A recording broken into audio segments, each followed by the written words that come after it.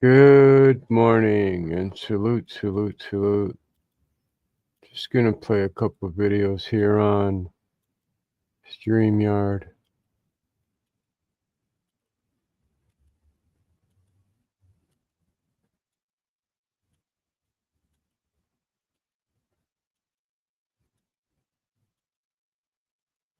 Nanzio, good morning.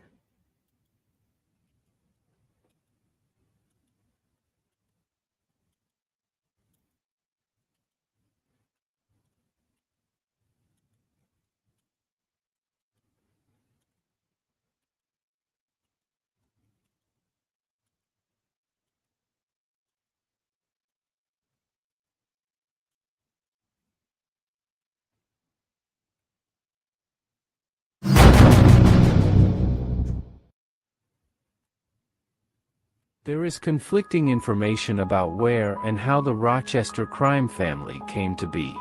One of the last mafia families to seize control over the underworld of an American city.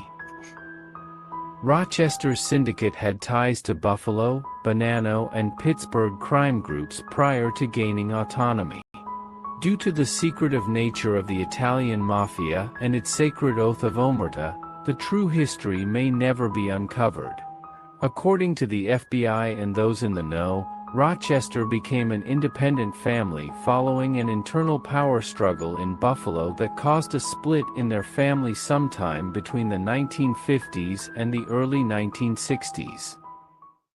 On November 14, 1957, mafia members from all over the United States, Italy, and Cuba met in a summit at Joseph Barber's estate in Apalachin, New York. During this meeting, which was called by Vito Genovese and Stefano the Undertaker Megadino, local law enforcement became suspicious of the expensive luxury cars congregated in the small village and raided the meeting, resulting in the arrests of over 60 mafioso from around the country. The Apalachin meeting became notorious for blowing the lid off Italian-American organized crime, which was once thought of as fictitious. Among those arrested was about a dozen Western New York gangsters. Following the raid, the FBI began to heavily monitor suspected crime figures, and in 1963, Joseph Valachi, a mobster himself, testified before the United States Senate on the existence and state of the American Mafia. During his testimony, Valachi identified by name Frank Valenti and Constance Stanley Valenti, two Rochester brothers who were arrested at the Apalachin meeting as made men, and that the Buffalo crime family controlled most of upstate New York, including Rochester, Syracuse, Utica, and even parts of Ontario, Canada. According to the FBI, at the time of the Apalachin meeting, Stanley Valenti was a member of the Buffalo family running organized crime in Rochester, at the helm of gambling, prostitution, and extortion that fueled a powerful street economy within Monroe County. The fallout from the bust included intense federal surveillance on the Valenti brothers. This hurt their opportunity to make any moves.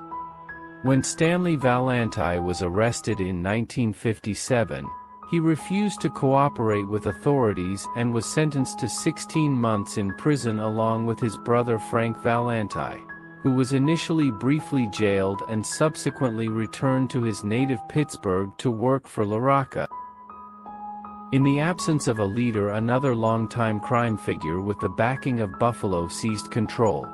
Giacomino Russalisi, a Buffalo capo better known as Jake Russo, became boss of Megadino's Rochester crime branch in 1958.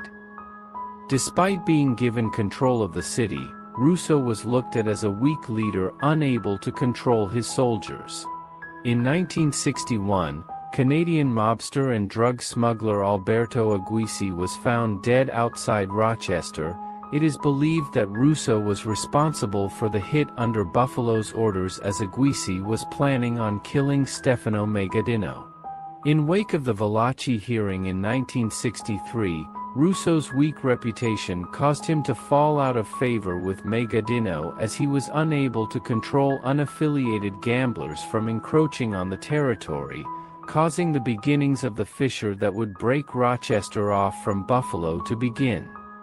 In 1964, Frank Valenti returned to Rochester after laying low in Pittsburgh, bringing with him his brother and former leader of Rochester, Stanley Valenti, and Pittsburgh associate Angelo Vaccaro. Frank Valenti had spent the last few years working in the underworld of John LaRocca's Pittsburgh crime family, and his brother married the daughter of a Pittsburgh capo. This ignited some tension between Rochester and Buffalo, as Megadino perceived this as a shift in allegiance to another family. Shortly after his return around November of 1964, Frank Valenti threw two massive parties, including one at Eddie's Chop House, crowning himself the boss of Rochester. He was overheard telling guests he was now the man to see in Rochester. Notably, Jake Russo was not invited to these parties as he mysteriously disappeared just days prior. Russo was never heard from again, presumably murdered by Valenti loyalists, and his body was never found. At this point, Valenti solidified power and became the undisputed leader of organized crime in the city.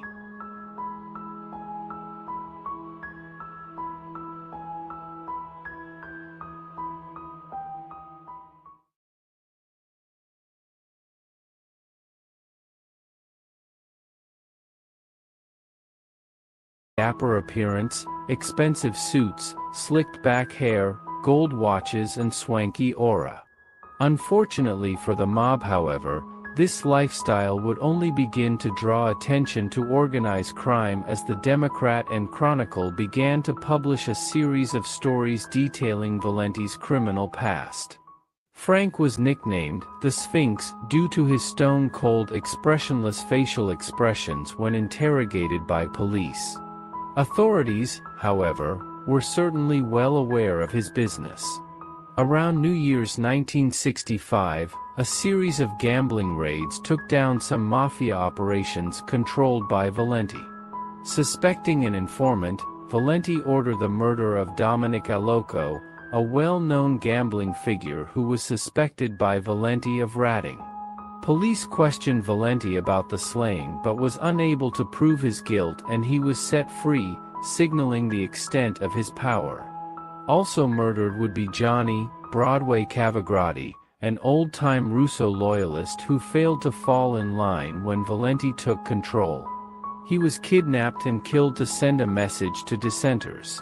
To prevent future law enforcement raids, Valenti turned to bribery and held a meeting with members of the Vice Control Unit of the Rochester Police Department. A later investigation concluded this meeting was certainly not for any legitimate law enforcement purpose or for the carrying out of any lawful and proper police functions. It was only the first of a series of corruption scandals and strange behavior surrounding Rochester law enforcement agencies and the mafia. As the 1960s went on, Rochester's underworld grew. Frank Valenti already held an extensive criminal history, and he would use the relationships over the last several decades to aid him in the takeover of Rochester. Some of the well-known mobsters in the circle included the aforementioned John LaRocca and Antonio Repipi of Pittsburgh. He also formed relationships with Michael Genovese, Joseph Bonanno, Joseph Prophesite and Angelo Bruno. It was also during this time that Valenti began to appoint an underboss and consigliere, as the family became more structured and power was consolidated. There was now more maid members than ever before. Gambling became the main source of income during this period and was expanded even beyond Rochester to Las Vegas, Niagara Falls and Atlantic City. Naturally, raids on these illegal gambling joints became a common occurrence, but hardly deterred the mobsters from operating. Valenti sought to expand organized crime operations from Rochester to other areas, modeling his growth of Buffalo's success. One such scheme involved the takeover of vending machines in the Syracuse and Binghamton areas, which was a collaboration between Rochester and Russell Bufalino's Scranton crime family. Drug dealing also increased, and infiltration of labor union also became a staple under Valenti. In 1968, Stefano Megadino was arrested with his brother Peter for interstate bookmaking. A subsequent raid on his son's home in Niagara Falls uncovered a suitcase filled with several $100,000 in cash. The now aging Megadino was now faced with animosity among his underlings. Shortly following his arrest, several Buffalo capos met at Frank Valenti's farmhouse outside Rochester to discuss the future of the family. Among those in attendance were Sam Pieri and Joseph Tadero Sr., who decided to oust Megadino from Buffalo. With the backing of the Pittsburgh crime families Antonio Rapipi and with the blessing of the Buffalo's capos now hostile towards Megadino, Valenti declared Rochester an independent family that would no longer answer to Buffalo. As a new autonomous family, La Cosa Nostra in Rochester was now headed by a strong hierarchy with Frank Valenti as boss, Samuel "Red" Rosati as the underboss, and Rene Picoretto as advisor or consigliere, and various capos Salvatore, Sammy, G. Gingello, Dominic Celestino, Thomas Didio, Angelo Vaccaro and Dominic Chirico, who oversaw day-to-day operations on the streets.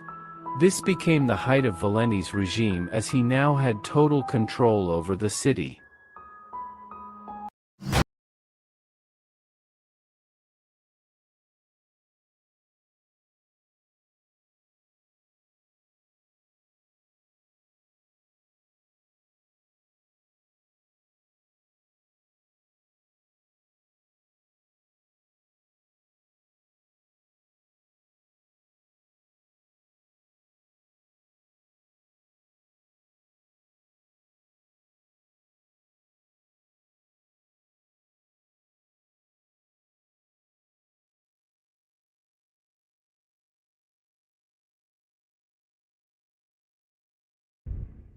Assassinations became a method of showing muscle in Valenti's Rochester.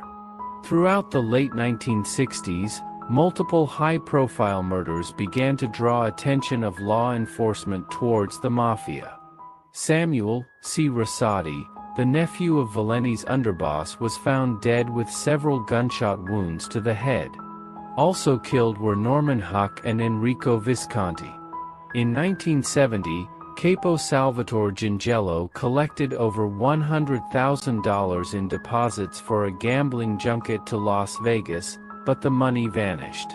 Both Gingello and underboss Rosati blamed William, Billy, Lupo, a loan shark and former Jake Russo associate who was one of Valenti's most trusted men. The accusation, never determined to be true, may have been a sign that he was becoming hostile towards Valenti.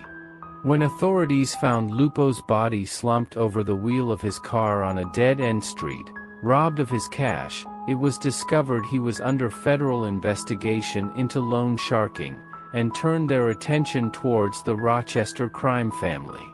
In an elaborate plan to draw attention away from the Rochester family, Valenti ordered a special team to detonate bombs at various locations throughout the city. On October 12, 1970, bombs exploded and caused major damage to two black churches, the Monroe County Office Building, the federal courthouse, and the home of a Union official. Perhaps plausibly at the time, police suspected anti-Vietnam War protesters or other radical groups and shifted resources away from the mafia. Authorities had virtually no insight into how or why these explosions occurred, other than a report that men stole 89 sticks of dynamite from a construction site in Brockport days preceding. Surely unbeknownst to those who had planned the attack, the bombings came just days after several other bombings in other cities throughout the country, and a federal investigation into bomb threats was launched immediately. Amazed that this plan had succeeded, Valenti ordered further bombings to 3 synagogues and the home of a federal judge. Noticing there was no pattern or direct target, investigators were now entirely focused on solving the bombing. Valenti likewise succeeded in intimidating his enemies, who now understood he was relentless. Resenting the viciousness of their godfather, members of the Rochester family began to turn on Valenti. Following the bombings in 1972, he was approached by his underboss Rosati and Consigliere Picoretto, asking him to step down, accusing him of skimming profits and keeping them for himself. His underlings demanded he return the money or abdicate power. However, Valenti refused. Later, Valenti felt disgraced but did not return the money. He, however, wanted to punish his men for this. Therefore, he ordered his trusted capo Dominic Chirico to organize a hit against Capo Gingello, as well as Rosati and Picoretto. However, to murder made members of the Mafia, Valenti had to get permission of the other families, including the Pittsburgh and Bonanno crime family. The answer was no.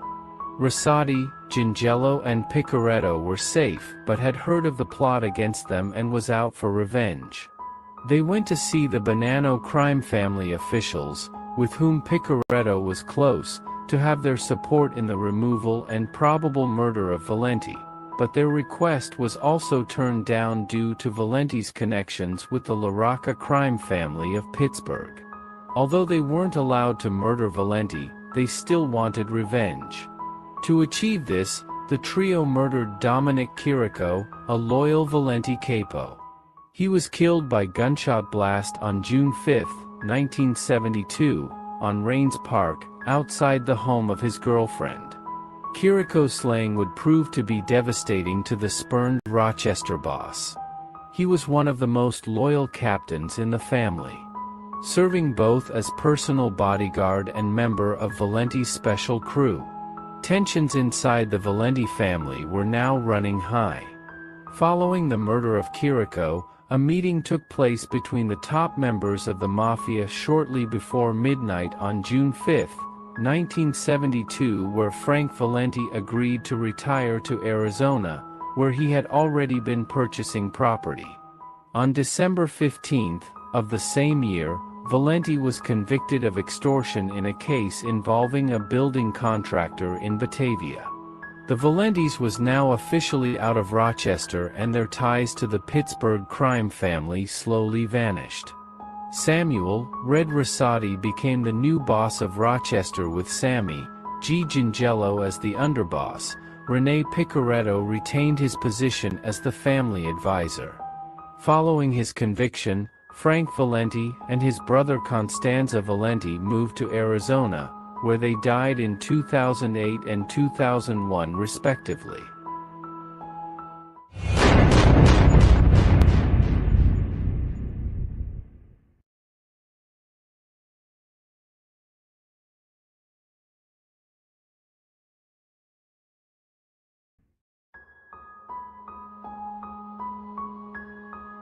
Former underboss Samuel Rosati succeeded Frank Valenti as the boss of the Rochester crime family in December of 1972. Apart from some slight reorganizing, notably appointing Salvatore "Sammy" G. Gingello as his underboss and booting Valenti loyalists from the city, the Rochester underworld continued to operate much as it had during his predecessor's reign. Stronger than Vertho, Rosati, nicknamed "Red" for the color of his hair as a young man, ruled as a strong godfather, leaving most of the muscle to his captains.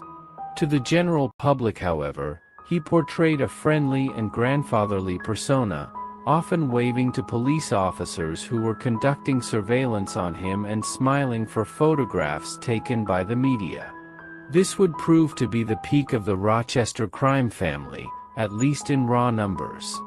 It is estimated that roughly 45 men were made members of the Mafia clan, and hundreds, perhaps thousands, of associates assisted in procedures. Long-practiced tactics continued with gambling at the helm, although the new group was fond of bid rigging, bribery and extortion, aiming for more government construction contracts than previously held.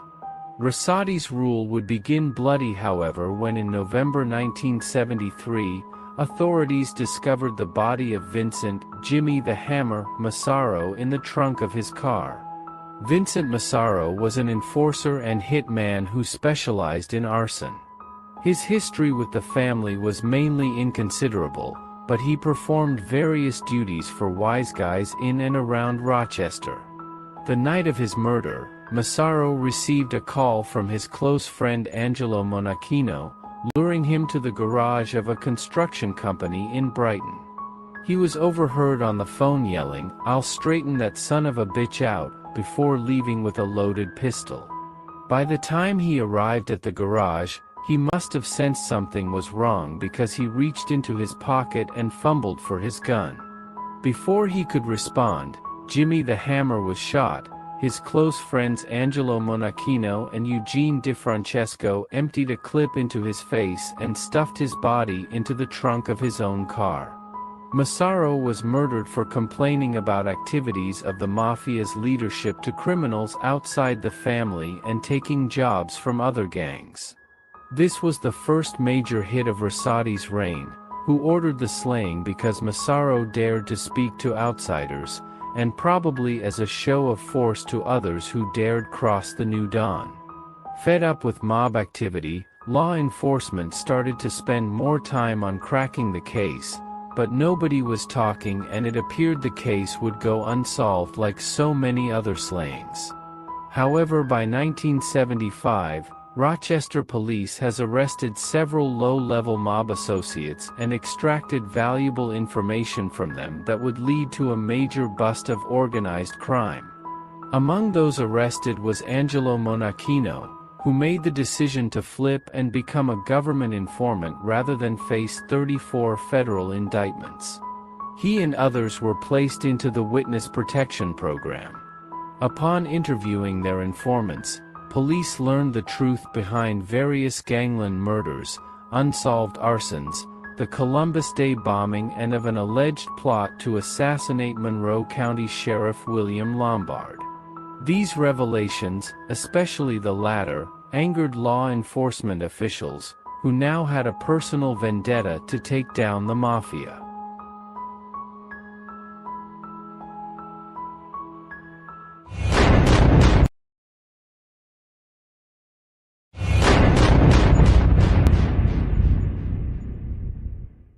In early 1973, Al DiCanzio, Charles Monachino and others planned a robbery of the Irondequoit, New York, office of the Department of Motor Vehicles.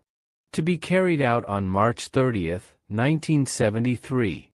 The actual crime was committed by Ernest White and Reginald Hawkins, using White's car for transportation. During the robbery, White and his car was identified by witnesses and a warrant for his arrest was issued. The conspirators feared that White would talk if he was arrested, and they summoned him to the garage of the construction company where they worked, telling him that they intended to make it look as if he had been kidnapped, and thus removing suspicion off of him. DiCanzio and Monachino tied up White with his permission, placed him in the trunk of a car belonging to DiCanzio's wife, and then DiCanzio fired 3 bullets into White's head. The body was dumped into a manhole near the Clarissa Street Bridge, where it was discovered several months later.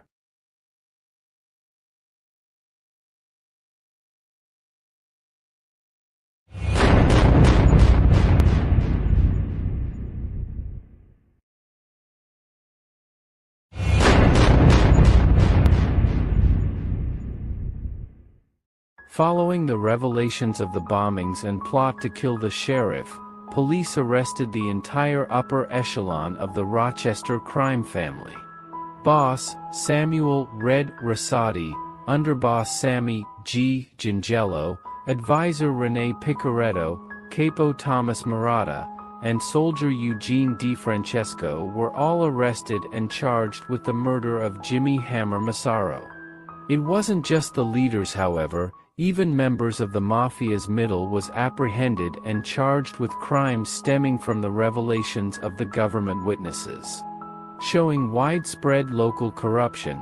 Some of the arrested included Union leader Samuel C. Campanella, Teamster Anthony Gingello, lawyer Samuel J. DiGitano, Rochester's fire chief Joseph Nalori, and capo Richard Marino, all whom played various roles in these high-profile crimes.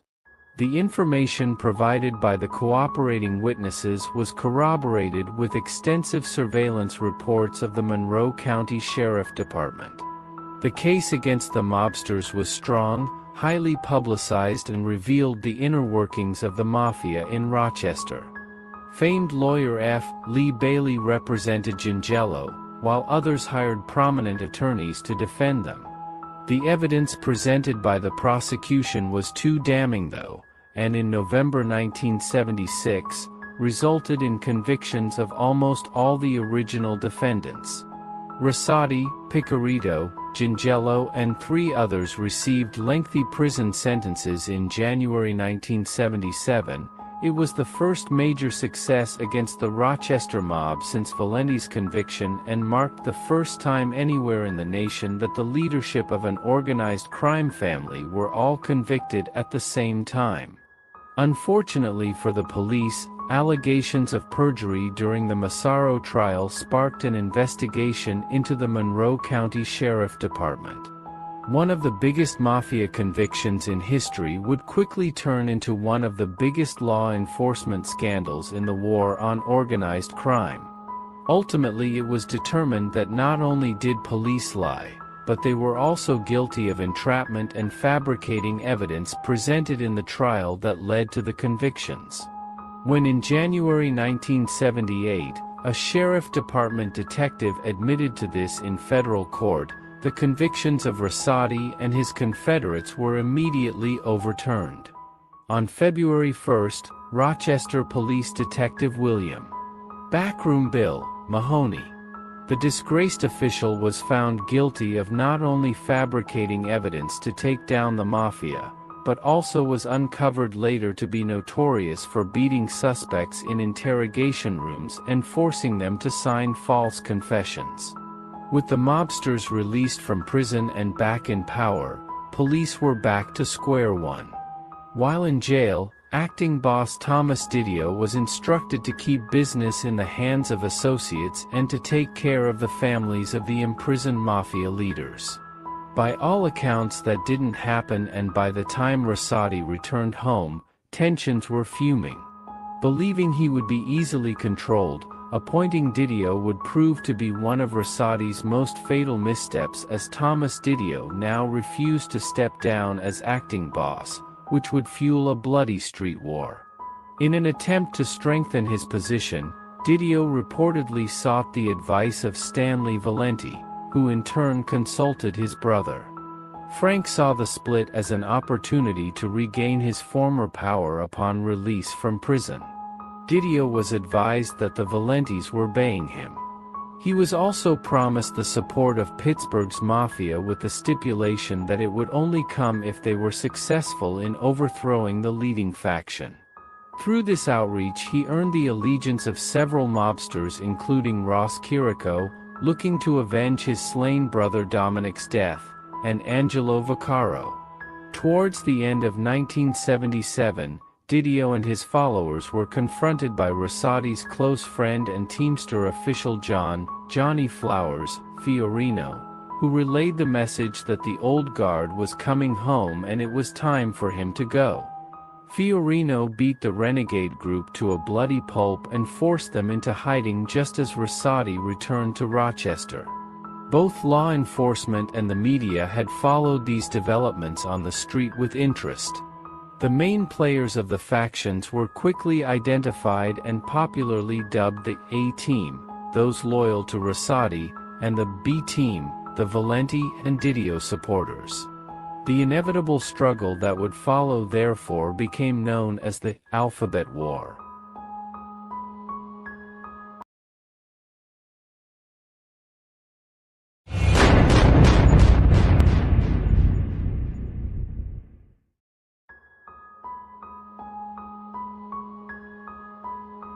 The B-Team believed the assassination would be enough to weaken Rossotti, but it did not have the desired effect. Quite the contrary, Sammy G. Gingello's death only marked the beginnings of all-out gang warfare in Rochester. Just days after the successful assassination, B-Team member Dominic "Sonny" Celestino met with A-Team representatives to negotiate an end to the war.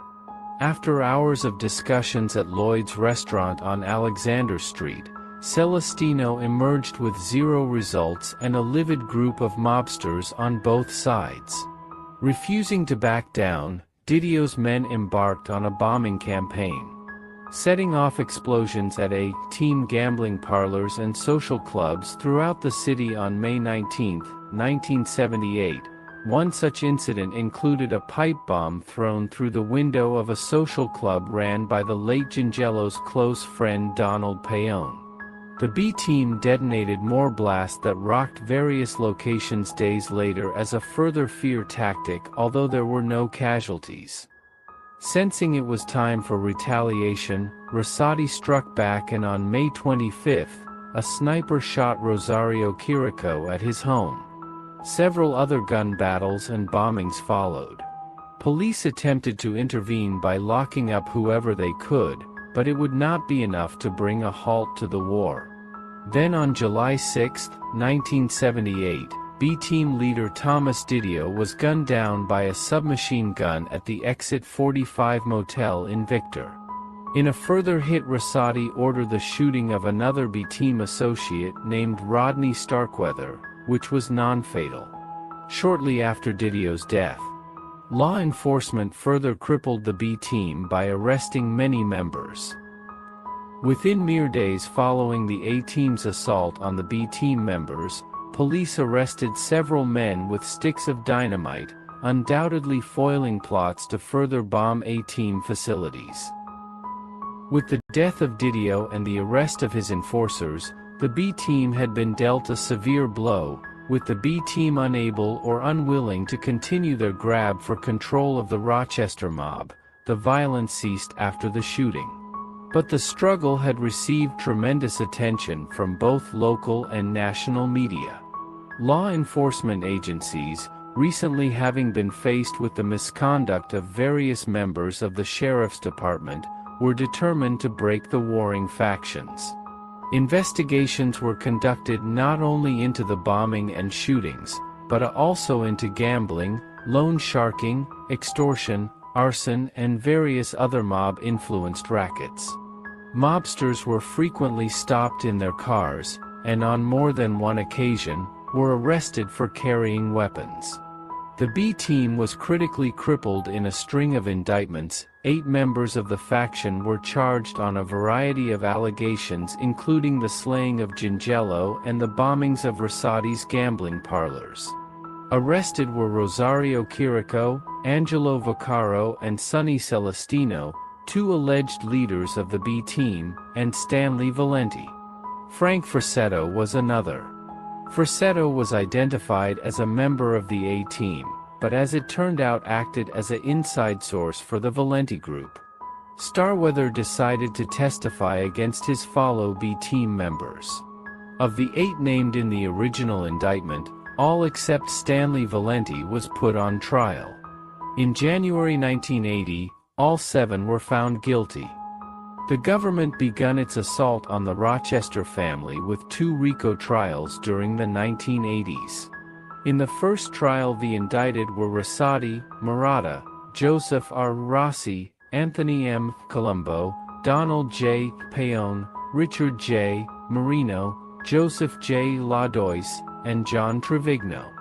All, or part of this group, were indicted on the following charges: operating an enterprise which was engaged in a pattern of racketeering activity, the murder of Jimmy the Hammer Massaro, the attempted murder of Rosario Chirico, the attempted murder of Dominic Celestino, the murder of Thomas Didio, the attempted murder of Angelo DeMarco, obstruction of justice, extortion, arson, and several other acts. Assisting in the prosecution would be key government witnesses Angelo Monachino and Tony Oliver, who were both made members of the Mafia cooperating with authorities, They outlined in chronological order the events in question and placed all blame on the indicted mafia members. On October 30, 1984, all but 3 of these men were convicted, including Rosati and Picoretto. Unable to escape legal trouble themselves, Thomas Torpy and Thomas Taylor were also reined in by authorities.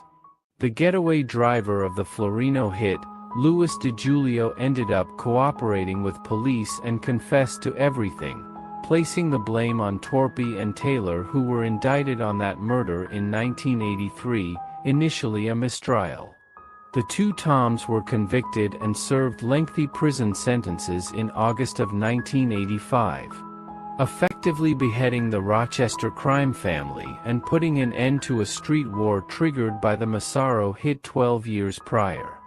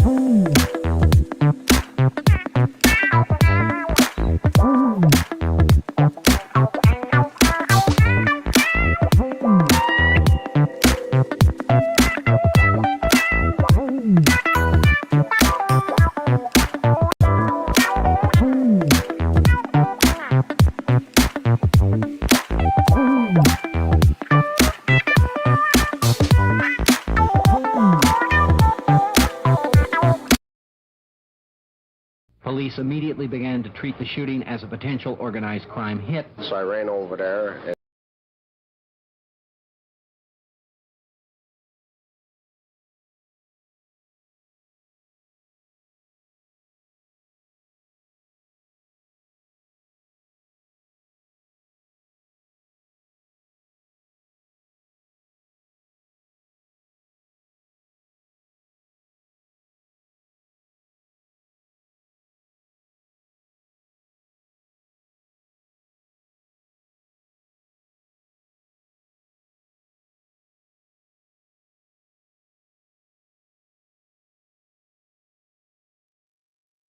Police immediately began to treat the shooting as a potential organized crime hit. so I ran over there and Nicky was shot. The mob will still be in business for a while.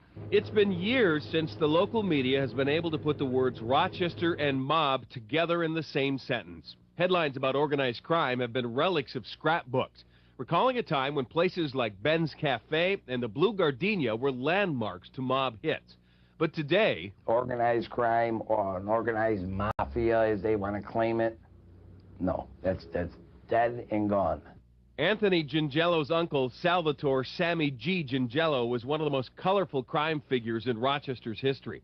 His life came to an abrupt end in 1978 with a car bomb. He was a role model of mine. I mean, just something I always wanted to be, you know, growing up watching the things, the way he carried himself. In the early 1990s, law enforcement agencies say Gingello did just that. It's been alleged that you're running rackets in Rochester, sir. It's not true. In October 1993, authorities hit reputed gambling parlors all over the city, including a place Gingello ran. Gingello was one of more than a dozen people subpoenaed to testify Wednesday before a grand jury. Though questioned, he was never convicted. During a sit-down interview with News 8 Now, Gingello admits he hasn't always followed the righteous path, but I'm in the legit life now. I'm not the illegitimate life. sources say that's true in part. Gingello does own a local car dealership and a bar, both legitimate businesses. But if a local mob still exists, those in the know say Gingello is among its leaders, with illegal gambling being its prime source of income. It's a charge Gingello flatly denies. The law enforcement think I am, but personally, they got the wrong information. All the mob was in the 70s. Recently, one of those figures from the 70s resurfaced. Tom Murata was a mob capo and ally to Sam Gingello. He went to prison in 1984 along with the rest of what was known as the A-Team. 12 years later, he was out. And then Tom came home, Tom Murata. He, took the place of my uncle all over again because I knew Tom as a little boy. The man's the most stand-up man in the world. District Attorney Howard Relin, who has a track record prosecuting mob figures from the 1980s, says Murata tried unsuccessfully to revive the glory days. Just this month, he pleaded guilty to drug charges and will return to prison. Gingello says he gave Murata a job on his car lot, but was never involved in any criminal activities. Murata's brief return to the limelight served as a reminder that organized crime as we know it has changed, both in face and dynamic. A lot of that gang, as you call it, violence is dealing with drugs. Captain Lynd Johnston of the Rochester Police Department was an investigator during the mob's heyday, when gambling was the big money maker. Today, crack, heroin, cocaine, and other drugs are a multi-million-dollar business in Rochester and are run by groups who are younger and far more violent than the mobsters of old. The first response to them is starting to shoot each other. I think with the crimes that we're dealing in the old days, I think they are a little more thought put into who their targets were. And the old days may be all that Rochester's mob still has left, although Gingello predicts a future revival in a place far from here, involving the people who plotted his uncle's death. When they all pass away in life, whatever the cause may be, if there's a life after, they say, in heaven, my uncle will deal with them when they gets up there.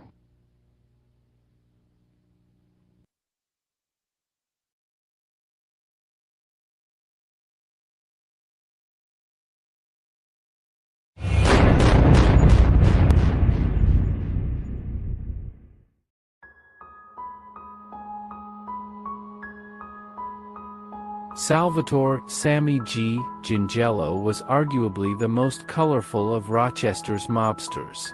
Well known, well liked, and well respected on the streets, Gingello carried with him a command of deference. Despite never officially being named boss, he was seen as the face of the Rochester crime family. Sammy G was a Rosati loyalist and underboss, often seen at Rochester's finest restaurants, nightclubs and social clubs, always wearing the most luxurious suits, driving the finest cars and often with a beautiful woman at his side. Stories of Gingello entering an establishment and purchasing rounds of drinks for dozens of strangers were common examples of his generosity, but contrasting stories of his foul temper and violence provided a glimpse into his ruthlessness. Nonetheless, Gingello was considered by many the glue that held Rochester's family together.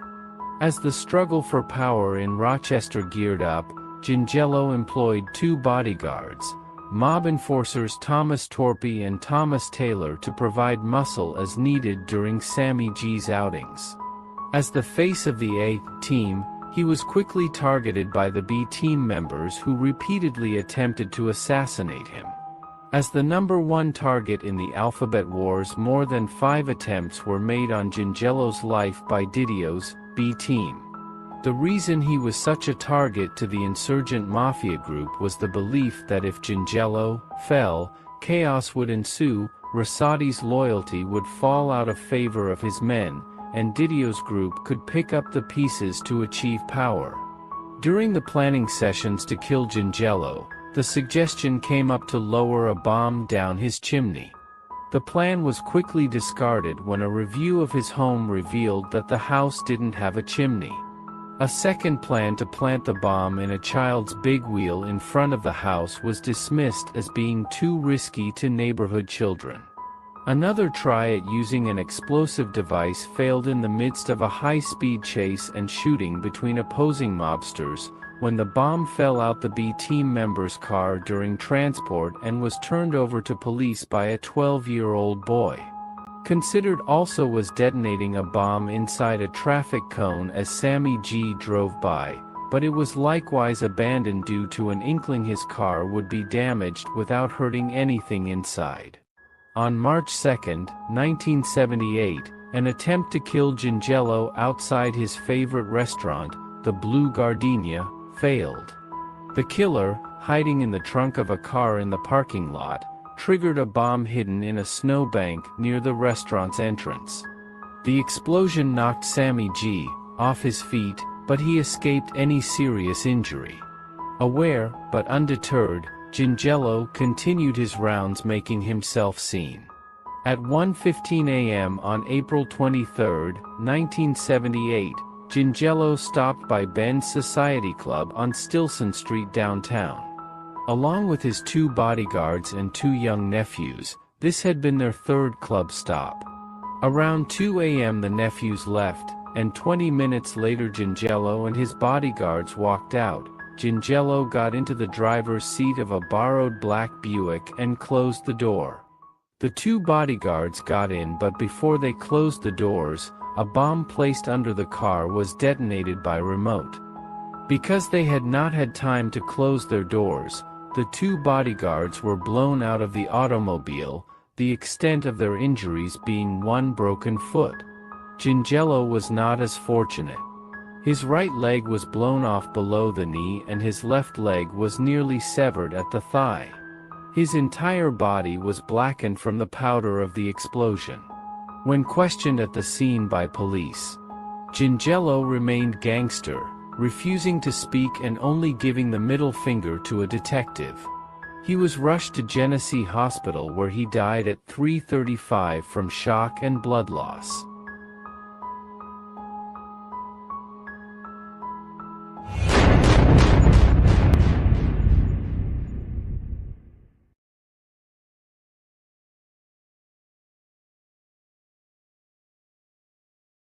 Thomas Torpy, former Rochester mob bodyguard, dies. And if you look on the screen right now, you see a picture of Thomas Torpy in handcuffs. He's the dude with the glasses.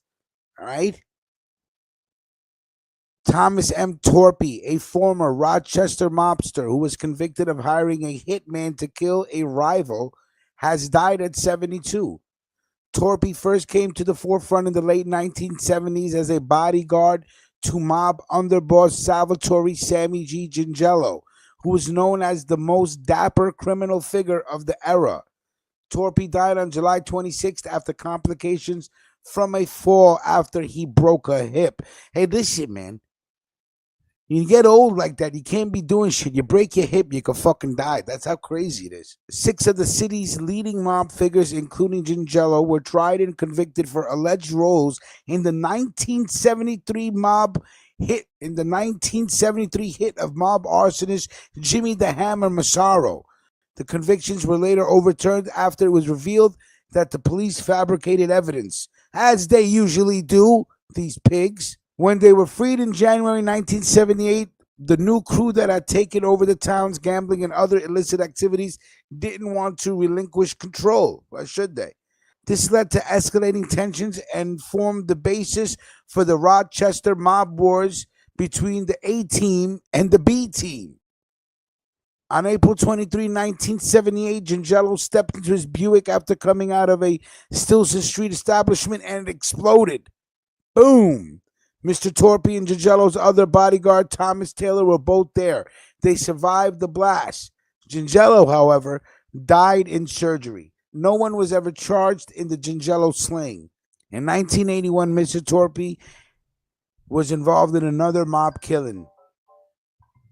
They hired a professional hitman, Joseph Mad Dog Sullivan, to kill another mob figure, John Fiorino. The hit occurred outside the Blue Gardenia restaurant and Empire Boulevard in December of 1981. Now, the Blue Gardenia was a big mob hangout back then. Authorities alleged that Mr. Torpy and Taylor ordered the killing of Fiorino because he was a senior figure in a rival mob faction. Some also speculated he was cooperating in a federal mob investigation. Mr. Torpy and Taylor were charged with conspiracy and murder for hire.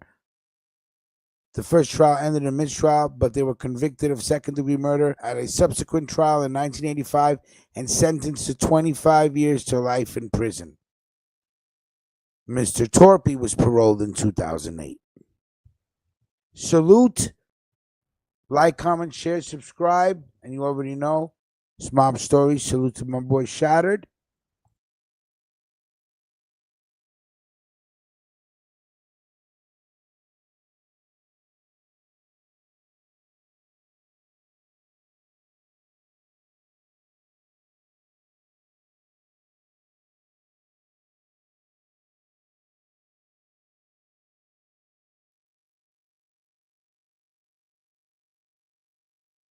I'm Gina Gingello. I'm Sammy G. Gingello's daughter, and I'm chatting with Stacks.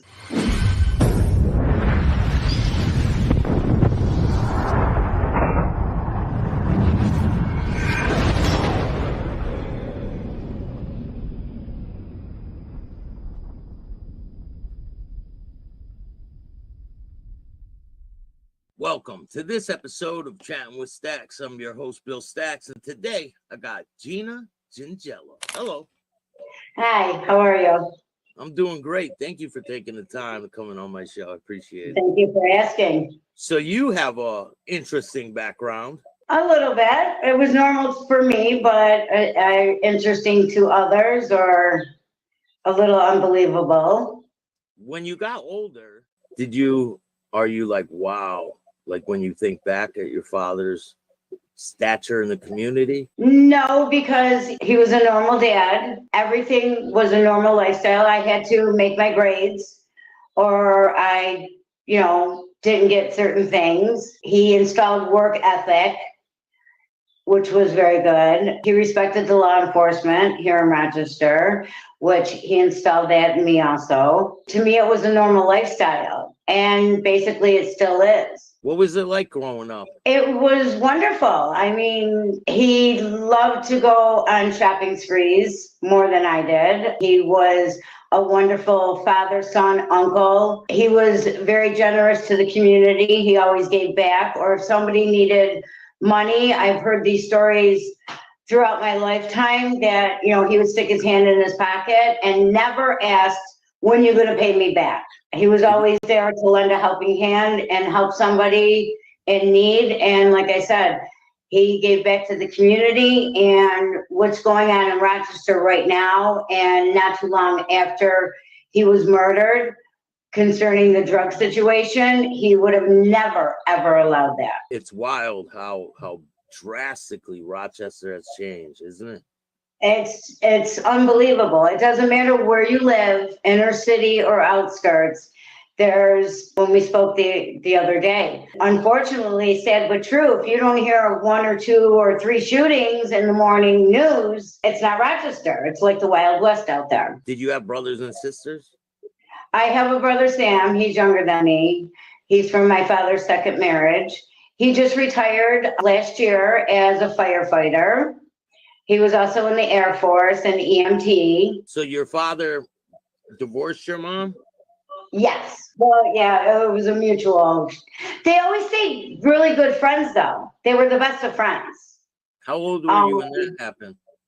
That I was, I believe, 3 to 5 years old. But he stayed in your life. Oh, he always stayed in my life. Would you And she wouldn't, and then my mother wouldn't have it any other way. And concerning my younger brother, Sam, my mother scooped him up like he was her own. She wanted us to be brother and sister. She wasn't the bitter ex-wife when it came to that. Cordial when it came to the parents. Oh, very, very. She loved my brother. Or she loves my brother. She's still with us. Do you remember spending time with your father? He went to prison at one point, right? He went to prison for 15 months on fabricated evidence. He went to many prisons. So every weekend for me was my uncle driving me and my father's mother, Grandma G, it started in Buffalo, then it went to Attica, Auburn, Dannemora, Comstock. In between that, before he goes to prison, what are some of your earliest memories with your father? What's some of the things you guys would do? Well, when I was able to finally walk, he had a joint called the Young Men's Social Club on the corner of Bay and Goodman Street. Those are my first memories of, running around the tables, who was cooking whatever in the kitchen, the guys with their cigars in their mouth playing the cards. So I grew up in the joints. And the gambling joints. And there's a lot of notable figures that were there at the time. Right, but they were Uncle so-and-so, whomever. But my father never kept anything from me. When all the court proceedings started, he made me fully aware of everything, even though I was at a young age. He never lied. He told the truth, and he told me that he was innocent. And I believed him. And it came out to be, yes, he was. How did all this transpire? We were in Florida. He had a home in Miami. He had to fly back because a booster, I don't know if people know what a booster is, somebody that goes into stores and steals things, basically sells whatever out of their truck. William Mahoney, chief of detectives, told this guy what to buy and what to this and that to incriminate my father for buying whatever from this gentleman. But when they raided the homes, my home where I live with my mother, my father's home, they didn't find any of these items. All charges were dropped there, but this was all orchestrated by William Mahoney and William Lombard, law enforcement. They wanted the power of Rochester. Right, and it was my father grew up with that. Then these gentlemen became police officers, not Mahoney and Lombard, but other gentlemen that had to arrest my father at various times. And my father, they respected each other's profession. He didn't give them a hard time. He didn't, he went, and whatever. But I don't know why the tables turned, because he was on the streets, controlling the streets to make it, I say, easier for the law enforcement, like concerning the drug situation. Now, concerning other matters that my father was involved in, there weren't innocent people like nowadays. There's children, drive-bys being shot, or, somebody walking on the street and somebody's going to shoot at somebody else, and this innocent person gets, the people that were reprimanded for whatever reasons in my father's world, it was in that circle. It wasn't outside of it. It wasn't innocent people or somebody that didn't have to do with that lifestyle.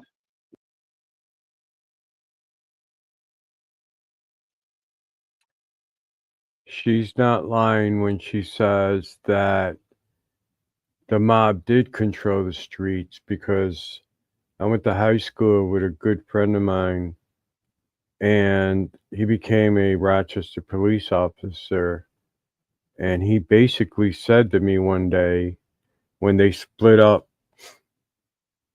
the districts, the 5 sections of Rochester, into just 2 sides, east side, west side, he and a ton of other officers thought it was a bad idea. And basically, he said to me, it was a lot easier and better when the mob controlled the streets. Right. She's not lying when she said there was no drive-bys that killed, you know, innocent kids or innocent people. You know, so she made a great point right there.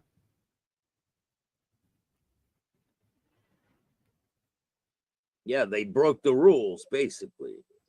Yeah. And they weren't great people, right?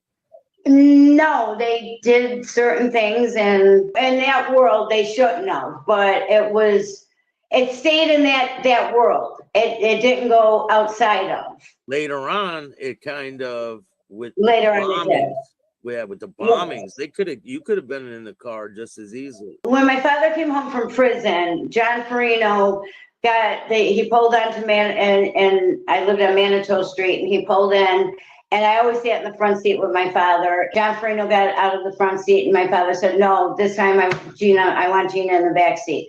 So he put his hand on my knee, my father, and just tapped it. And you know, the way they talk and stuff, you learn the lingo. So I knew something was up and wrong.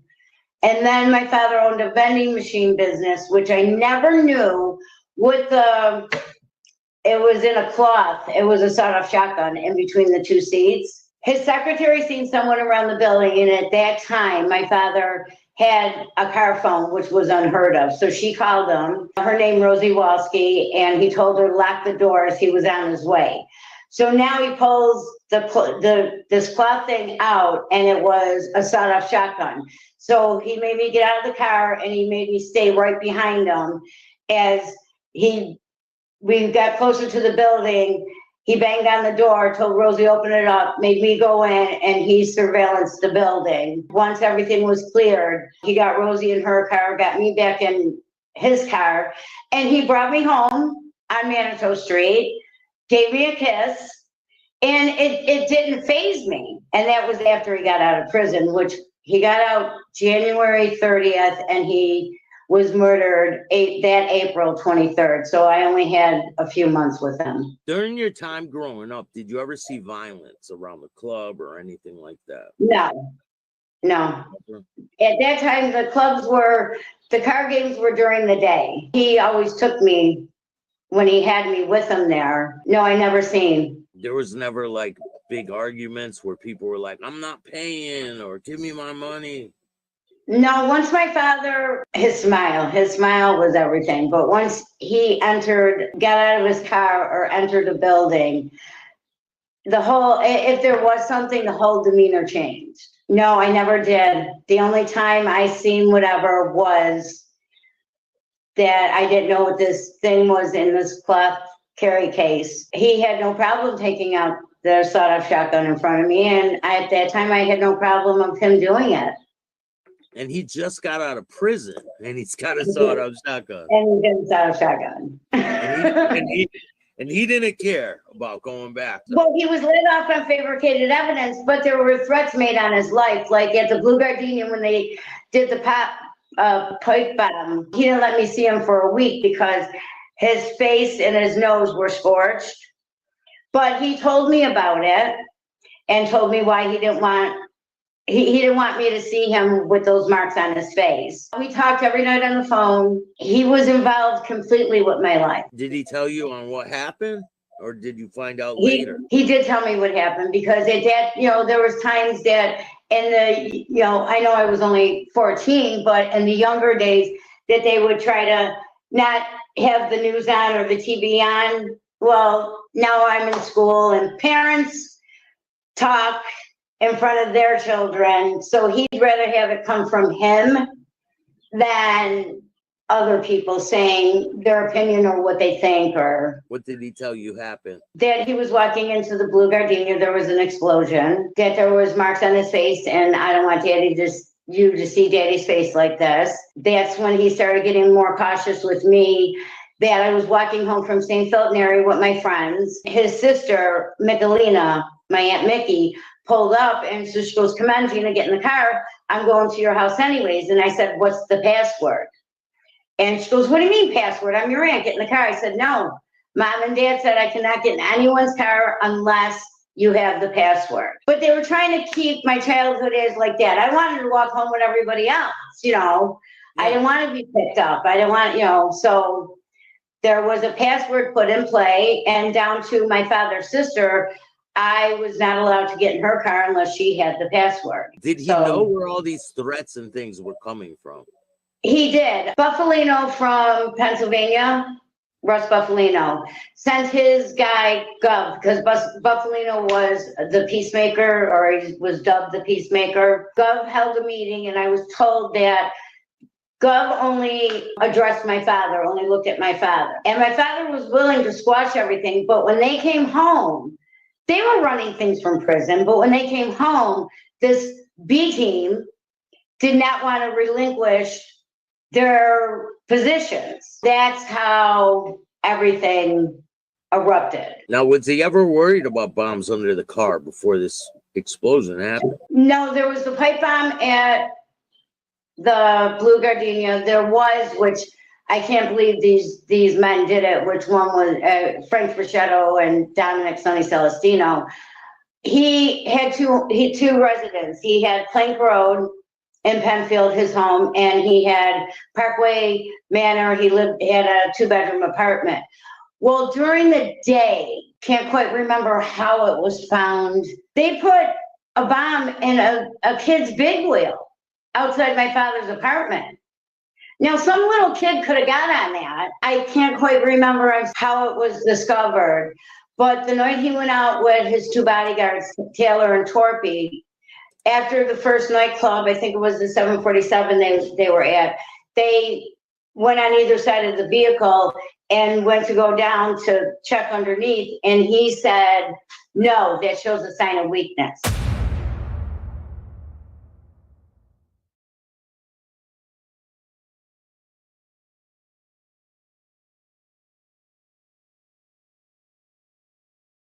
And I just sat there and looked at his casket and go, "How did we get here? How did we get here?" I'm Gina Gingello. I'm Sammy G. Gingello's daughter, and I'm chatting with Stax.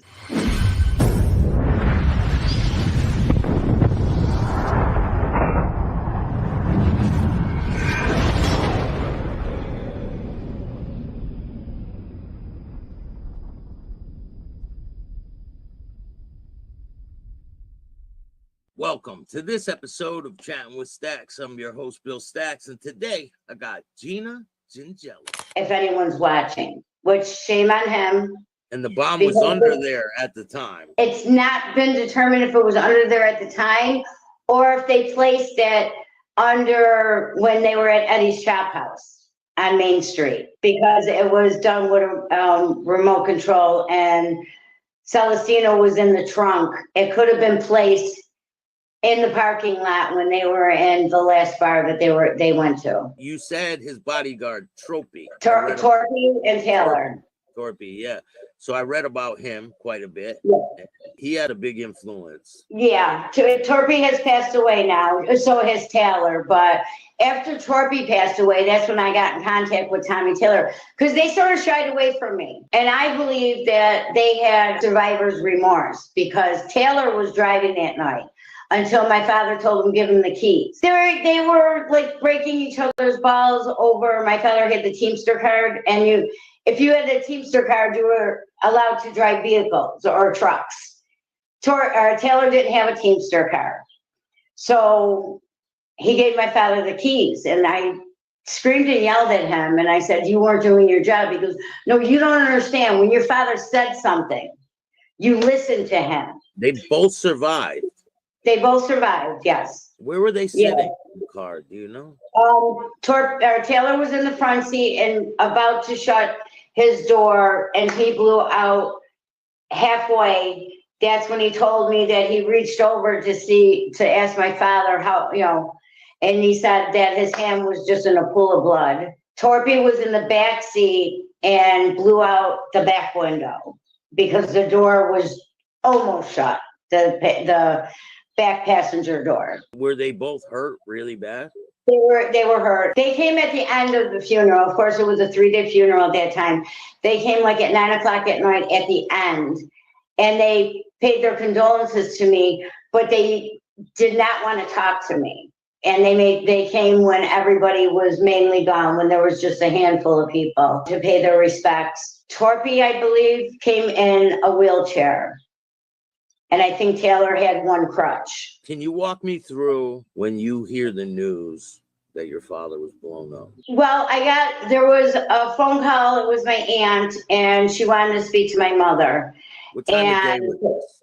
This was in the morning. It was early in the morning. And so I went and got my mother up, and my mother started crying, and I go, what's wrong? What's wrong? And she goes, I know she was in shock, but she looked at me and she goes, your father's dead. He was blown up in his car.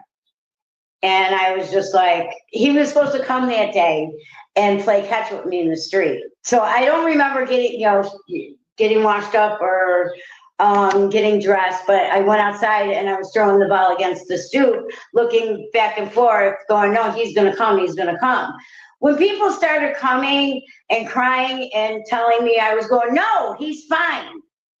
Because, he always was fine. And so I walked down the street to Coleman Terrace Park, and these two old men across the street, I was sitting on the wooden fence, came out of their home and say, did you hear? They finally got him.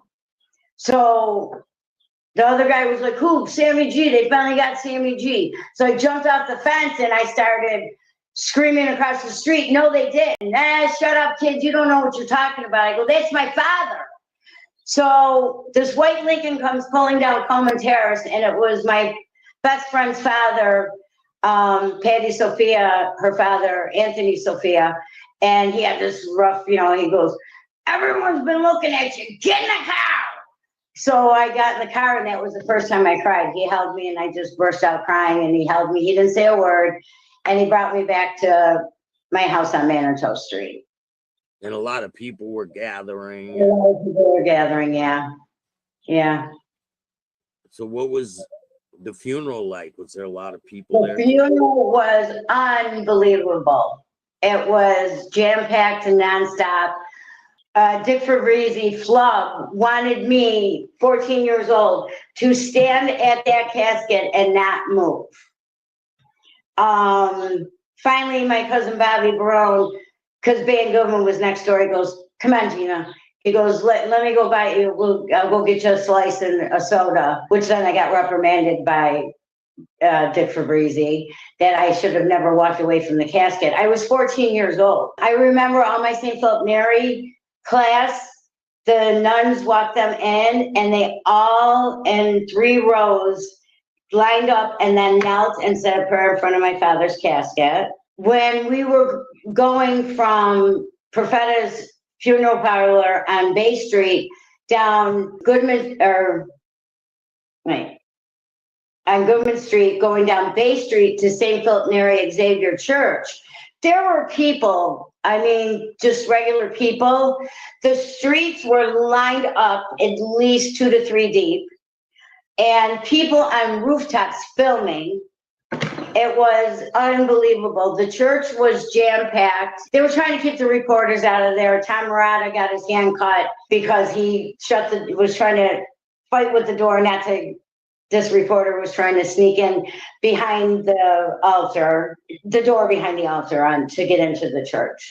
Not that anyone was lurking around the altar. Father Golden, which that was my church and where I went to, said he got a lot of grief for holding my father's service there from the parishioners. And he said, Gina is part of our parish. So he took a lot of heat for that. And then when we went to the cemetery, my father had to stay across the street from the main cemetery in the chapel. So the chapel was very limited, but they had to close the big iron gates because they had all kinds of security there walking around the gravestones and stuff, that there was just way too many people outside the chapel. So Tom Marotta stayed with me. He made me stay in the chapel, I was sitting there in front of my father's casket and everybody was leaving and getting in their vehicles, and they were walking around the area making sure nobody stupid was there. And I just sat there and looked at his casket and go, how did we get here? How did we get here? And I felt really bad when Tom walked in. You know, the chapel started getting like darker, and then the door opened and it was Tom Marotta, and he goes, okay, he says, wait, it's time to go now. And I didn't want to leave my father. I didn't want to leave him alone, but he was with God now. He was with his mother. He was with his father.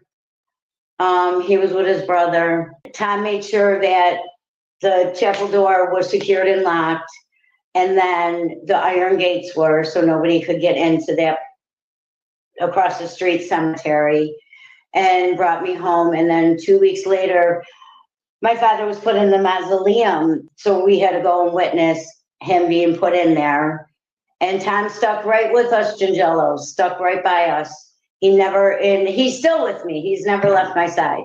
Even when he was in prison, he would call me. He sent me flowers when my first son was born, Angelo, and called me from prison. And was your family on high alert? Like, were they worried that something was going to happen to you guys? They were, but we had Tom, they were called bouncers, John Ferrigno, which he has passed on now, Flap, that would, there was people that would drive by the house and check in, but they try to make my life as normal as possible. Yeah. And then other incidents, I don't know, the payback started occurring. So then the high alert came down, because then the B team knew that they were put on notice that you did this. Now, then Tom DiDio was gunned down at the motel. And so a retribution happened because of your father's death. Yes. Yes. Was it happening all the time? Bunch of different things? Well, like I said, they were put on notice then that they weren't just gonna do that, and the other people were just gonna back away. So, and they went against the code. They went against, and it was Tom DiDio. He would bring my mother $50 a week. And then it dropped down to $25 a week. And I remember my mother, and I go, what just happened? She goes, I gave him the $25 back. I told him, you need it more than I do. Don't ever come back to my house. Because they were supposed to be taking care of us. Yeah. And they did for a minute and then didn't. And my father didn't do that when Dick Marino went to prison. He went over, he gave Dick's wife money. He even got down on his hands and knees, and his little daughter, Susie, he'd give her horseback rides around the living room, and then he'd go in the kitchen. I don't know how much money he gave Diane, but it was a stack of money, and he'd go, is that enough? It would be on days that he would pick me up, he'd take me over there, and I wasn't jealous or anything. I don't know how or why. I understood what he was doing. He was taking care of Dick's family. So after he gives your mom the money and she gives it back, how long until he gets killed? My father was still in prison when she did that. So it was after he got killed. How long I after your won't father say. was killed was he? After my father was murdered, then he got killed. Do you know how long? It was a few months. Oh, so it's pretty quick. Yeah, it wasn't that long that he got taken out. To Dominic Sonny Celestino, which Tom Murata, my cousin Tony Gingello, were highly upset with me. He was working at the convention center. He realized I was scoping him out the third day. I used to work at the convention center, so nobody questioned why I was there. So I let him lead the way to the back hallway, but I knew the camera was in the corner. So I stood against the doors. I just kept on telling him, show me the finger. He goes, what finger? I go, the finger that altered my life. Show me the finger. And he goes, I don't know what you're talking about. I go, it was either you or Frank Fraschetto. Show me the finger. So now I thought he was trying to intimidate me because he kept on getting closer and closer to my face. So I just stood there with my hands in my pockets, and I said, do you have children? He goes, yes. I go, do you enjoy your children? Yes. Well, you took that from me. You altered my life. You changed my life. I go, do you have grandchildren? Yes. Do they climb up on your lap? He goes, yes. I go, well, you took that from my children. Show me the, and I kept on in between going, show me the finger. Finally, he grabbed his head and he goes, it wasn't me. It wasn't supposed to happen that way.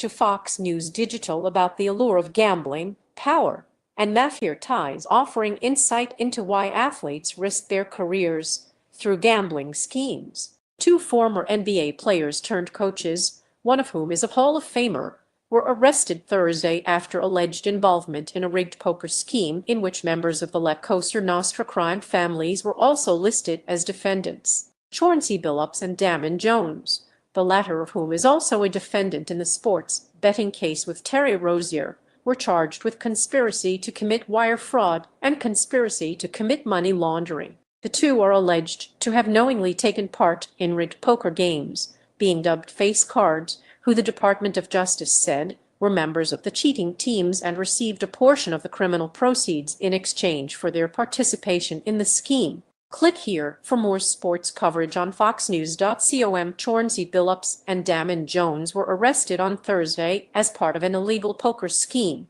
Vincent Cartier / Man Images, Bill Frakes / Sports Illustrated via Getty Images. Billups and Jones in particular were utilized to attract victims to the games because of their status as former professional athletes, the DOJ said. The scheme resulted in victims losing at least $7.15 million dating back to April 2019, according to the Department of Justice. With successful NBA careers, though, both playing and on the sidelines, one may wonder what could lead them to be allegedly wrapped up in such schemes. Well, they're risk takers. Athletes like that, they've got a lot of adrenaline. Mayor Lansky Roman, too, the famous mobster's grandson, speculated in a Fox News Digital in a recent interview. They think they can not only have millions to be paid by a team, but they can make more with their gambling, too. Or they have an addiction to gambling. There's a lot of people like that.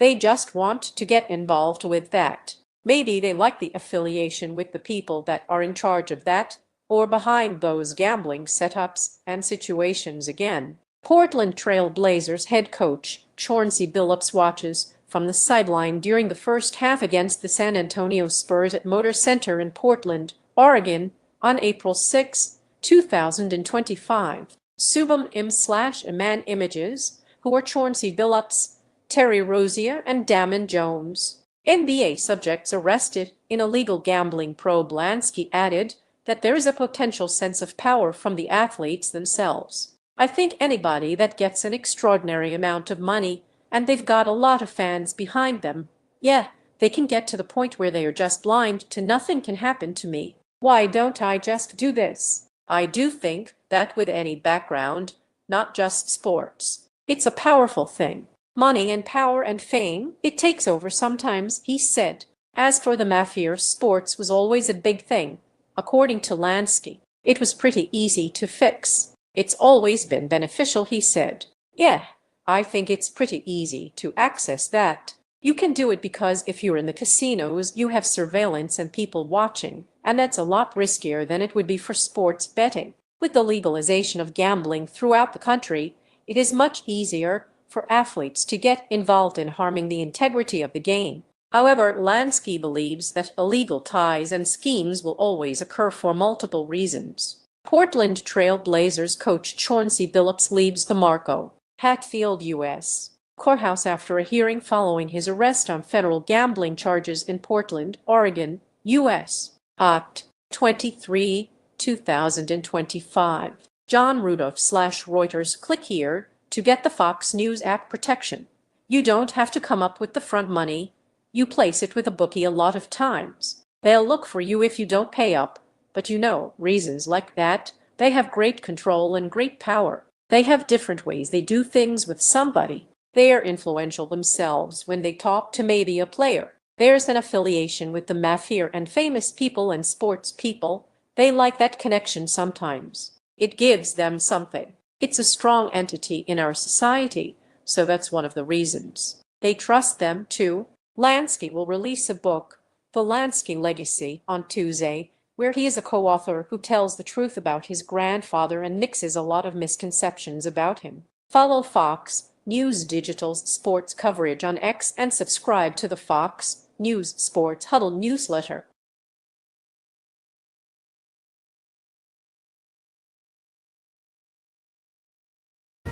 Right now, court appearances across the country for those indicted in a massive mob-linked sports betting ring. Current and former NBA stars, including Hall of Famer Chauncey Billups, among those charged. The feds say the operation stretched across 11 states and involved high-tech gambling and game rigging schemes.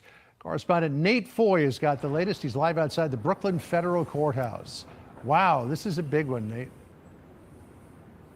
Yeah, it certainly is rocking the sports world today, John. As you mentioned, court appearances are underway right now, including with members of the mafia and other New York-based defendants just across the street from where we are. Other court appearances set to happen soon across the country. There are two indictments at play here. One is about an illegal rigged poker scheme that involves two former NBA coaches and players. The other involves a current active NBA player accused of altering his performance during a game as part of a sports gambling scheme. That player is Miami Heat guard Terry Rozier. He was arrested in Orlando early this morning after his team played the Magic last night. He did not play in the game. He's scheduled to appear in federal court in about 20 minutes. Rozier's accused of purposely leaving a game with a phantom injury so that he and his co-conspirators, including his childhood friend, could make tens of thousands of dollars. Meanwhile, NBA Hall of Famer and current Portland Trail Blazers head coach Chauncey Billups was also arrested in Portland this morning for the rigged poker scheme. Now, Billups is scheduled to appear in federal court at 4:30 Eastern time. He's accused of working with the mafia to defraud victims who thought they were playing fair poker games that were anything but. One person lost $1.8 million in a single game. Victims were attracted to play alongside well-known professional athletes and coaches like Chauncey Billups, only to be unknowingly deceived through rigged shuffling machines, fixing the odds in their favor. So, John, take a look at this. Here is one of those shuffling machines. Prosecutors say they read the cards, predicted which player had the best hand, and then relayed that information to a so-called quarterback who would then use signals to communicate with Billups and others during the games. Prosecutors say the defendants also used X-ray tables to secretly view each player's cards. The NBA put out a statement that reads in part, quote, Terry Rozier and Chauncey Billups are being placed on immediate leave from their teams, and we will continue to cooperate with the relevant authorities. Now, former NBA player and coach Damon Jones is listed in both indictments. So he's accused of partaking in the rigged poker games and selling insider information to profit off bets on NBA games. Now, the allegations involve several NBA teams, and not every single person is named in the indictment, but one game that is in question was a 2023 Portland Trail Blazers game where there were a lot of bets placed on it, and the Trailblazers sat 4 of their starters in that game. Now, during that time, Billups was the head coach of the Trailblazers, but he's not facing any charges related to that game. This is an ongoing investigation, and it's part of the same investigation that resulted in a lifetime ban for former Toronto Raptors player Jonte Porter, who admitted to altering his performances during games so that people, including himself, could profit off of these prop bets. We'll send it back to you, John. You know, if you presented that to a movie studio as a script, they'd say, it's too far-fetched. Nobody will buy it. Nate Foy for us. Thanks, Nate. It reminds me of the 1979 Boston College point shaving scandal, John. Yeah, exactly. I'm not old enough to remember that. Thank you, Nate. All right, let's bring in Fox and Friends co-host Brian Kilmeade and former NYPD Inspector Paul Morrow, a Fox News contributor. Brian, you're familiar with every corner of the sports world. I mean, heads are exploding right now. I know that you really got two things going on. I think, it's serious in terms of legal stuff on the modified card shuffling, the games in East Hampton, the games in Las Vegas, and I get it. But I think the bigger story is in the sports world, because you have this Terry Rozier, Chauncey Billups, who's right now just in the card game, but we'll see if the indictment spreads out. The one thing about betting, the one thing about games, the one thing that puts people in the seats, they think the game is not rigged. They think it's not fixed. The minute you fix the game, where people go there and go, and who's getting paid off? Man, that was a bad pass. I wonder if that person is got a prop bet on the side, is involved in it. Then everything falls apart. You can't have gambling. It doesn't have authenticity. And then people will pay for a ticket for a game that they think is somehow predetermined. Yeah. And now the betting falls apart, the game falls apart, the league falls apart. That's why I'm wondering if it gets bigger than this. Terry Rozier and Damon Jones, a former player, not the biggest names in the world. I'm wondering because the day before we hear about the commissioner of the NBA saying we need more rules when it comes to gambling. Why was he saying that? So Terry Rozier's attorney just happens to be Jim Trusty, who will be familiar with many people who watch this program because we have him on TV a lot. He said this, quote, "It's unfortunate that instead of allowing him to self-surrender, they opted for a photo op. They wanted the misplaced glory of embarrassing a professional athlete with a perp walk. That tells you a lot about the motivations in this case.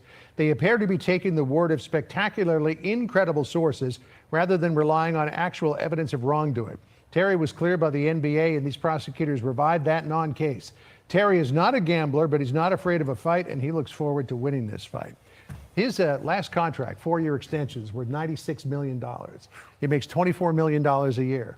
Why does he need a few 10,000s in gambling? Yeah, you got to ask yourself that. I mean, the reason, to be clear, and I know a lot of people are asking this, why aren't they not going to the legal outlets to make gambling bets? And one of the things that's implicated here is the fact that if you win from a bookie, mob linked or otherwise, you don't have to pay the taxes.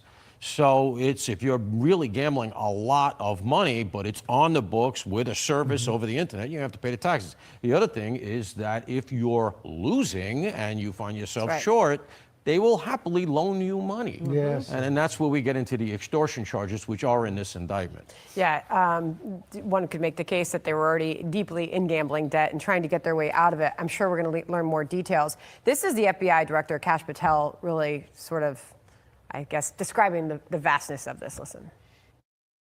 The fraud is mind-boggling. It's not hundreds of dollars. It's not thousands of dollars. It's not tens of thousands of dollars. It's not even millions of dollars.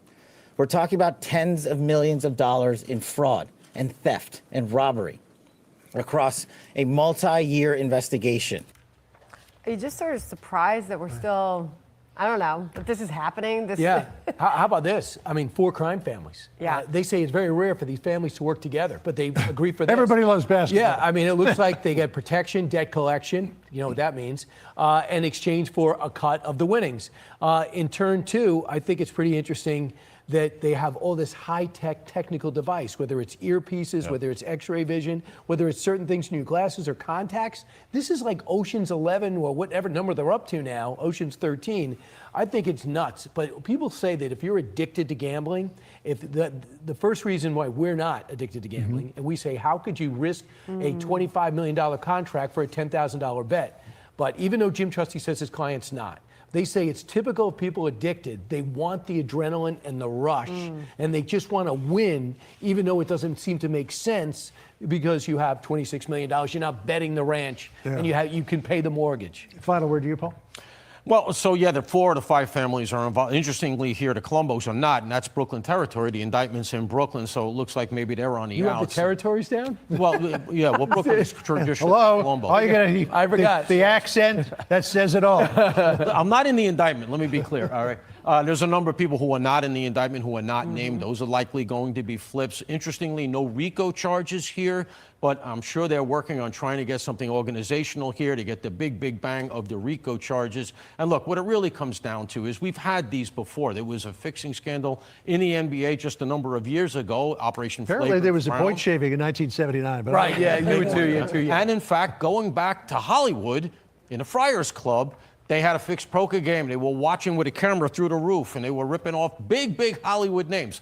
They know institutionally, that is the mafia, they know how to do this stuff institutionally, and that's the big force multiplier for them, the organization. That's kind of what sets them apart. Hey, gambling's gone mainstream. Every other ad is gambling with the biggest names in sports and celebrities. John Hamm, Shaquille O'Neal. A lot of money So to it's be made. amazing that anyone's not betting. You're bored, and you got money. Right. You're not talking. Want even more Fox News on YouTube? Become a Fox News Patriot today. Click join to find out how.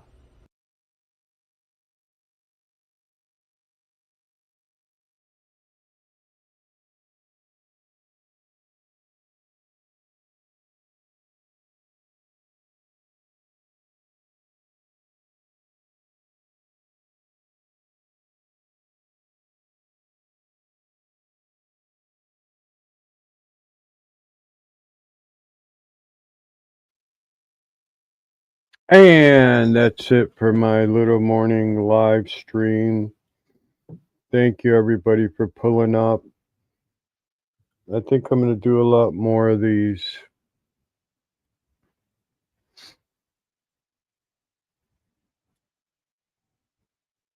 Just for the hell of it. But I appreciate everybody pulling up. Jump over at 10 a.m. to Nostalgic Breakfast Music with the Dirty Kenzo and Queen Celts. I'm sure he's got a great lineup of music this morning, so I'm going to jump in there and say hello. I have to fix my furnace. The thermal cup basically isn't working, so I got a brand new one I got to put in there. Should take me like a half hour, 45 minutes. They burn out so fast. It's what tells the furnace to come on and off and what temperature it's running at. So, salute, Polly. Good morning. Yeah, I was putting my furnace on here and there, and it was working. And then all of a sudden it stopped working. So I'm like, man, I knew exactly what it was. So I had the backup anyways. The backup thermal cup to fix my furnace.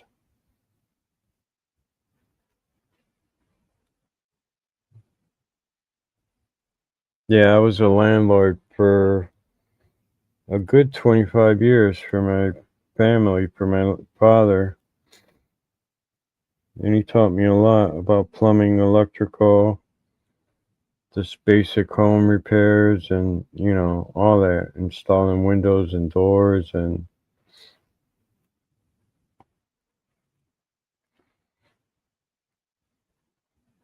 oh yeah, Mitzi, I knew it was gonna go, you know.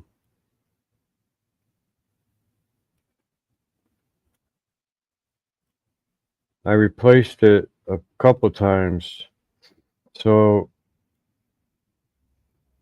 basically I said, okay, I'll keep one at the house, you know, in my little tool room. And lo and behold, it went. So I'm like, son of a gun. Now I gotta go in my creepy basement. Yeah, I slept, Polly. You know, basically I sleep like every 2 or 3 hours, then I get up and then go back to sleep.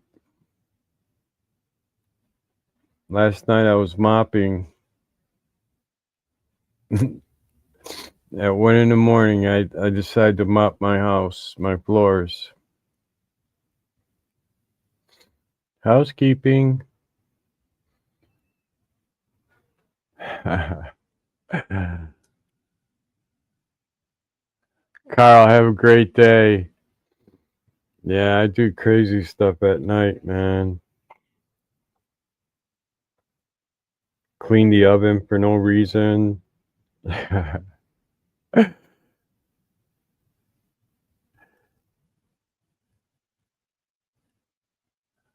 Do laundry, at 1 or 2 in the morning.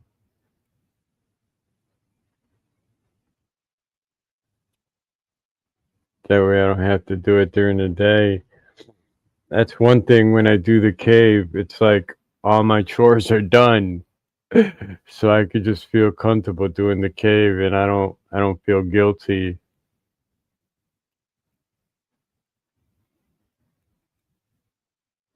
Right. Right. Ivy's sleeping, the animals are sleeping. So I just do it.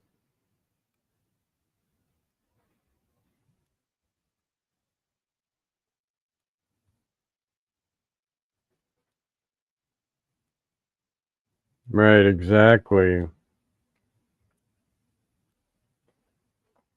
One thing about me and Ivy, we stay on top of laundry. We stay right on top of it. We're never like, oh my God, we got all this laundry to do. We stay on top of it.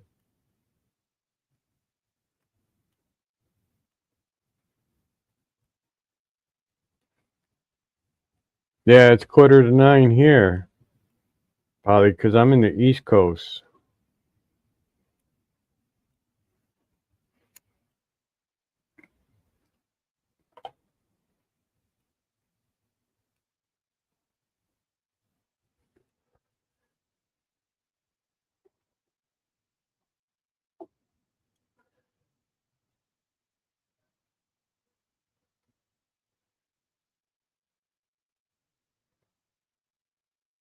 Yep, we stay on top of our laundry.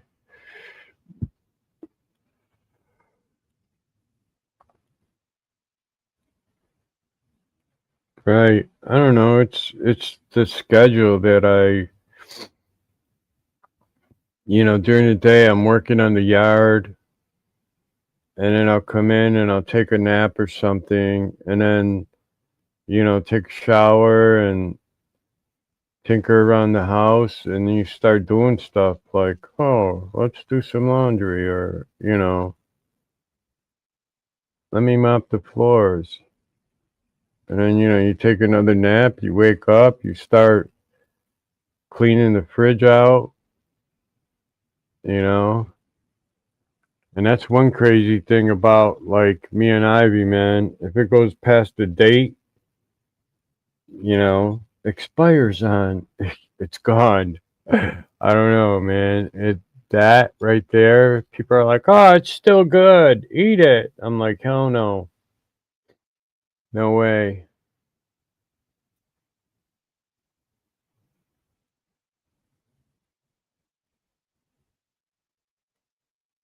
Yeah, Polly, I'm glad you jumped in. Yeah, I'm over here in Western New York near Niagara Falls.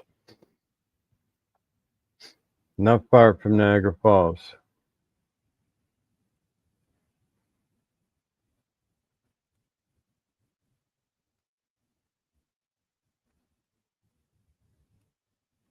Yeah, and we're like sticklers, man, of sanitizing everything, the fridge, the oven,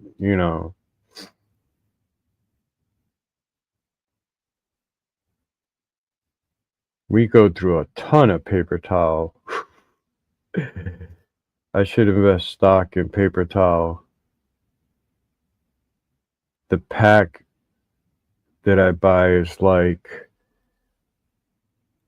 let me see, 4, 8, there's 16 rows in the huge one that I buy.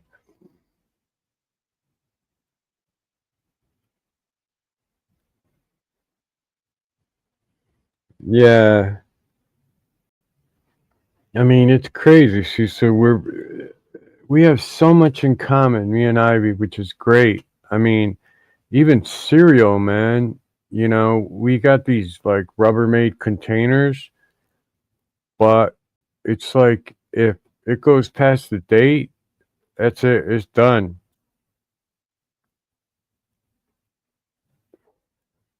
Bread, I'm out there feeding it to the birds. I'm like, here you go. Here you go. You guys can eat it. I don't want it. With bread, maybe one day. One day I'll give it. But man, if it's like 4 days after the due date, the date it expires, I'm like, nah, we need a new loaf of bread. Why? There's a half a loaf. What's wrong with that one? Due date. Okay.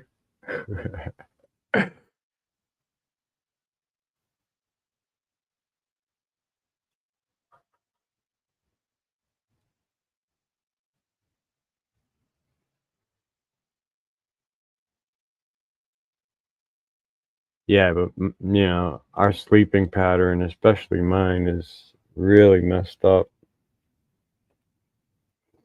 But I'm retired. I have, you know, my only obligation is my youngest son, and who graduates this year, and my house.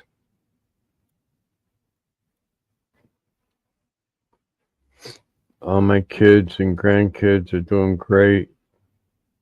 Thank God.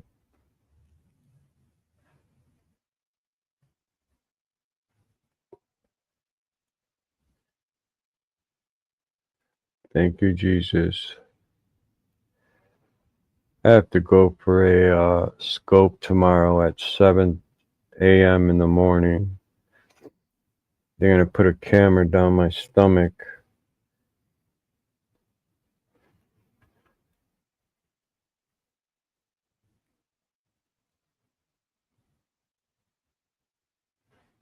Right. I don't know if I'll be able to do the cave tomorrow after that. Because I know they give you anesthesia. But yeah, I've had some problems with my stomach, so they're going to scope it and put a camera down there and see if there's anything bothering me.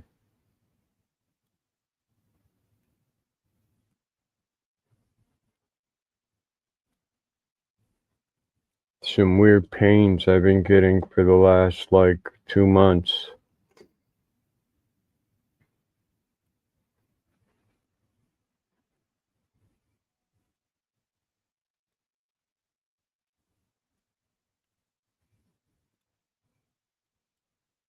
I'll probably be there at 6:45. Gotta go to the hospital and get it done.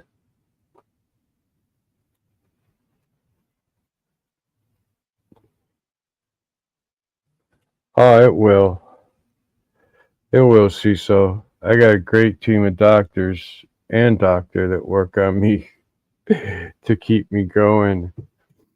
Yeah, April, I'll be there.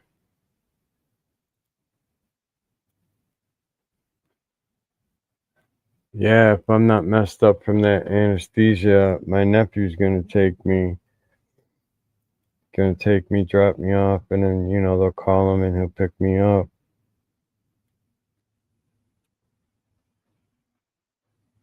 I should ask him, hey, can I go live? Can I go live on my StreamYard and record this? They'll probably be like, hell no.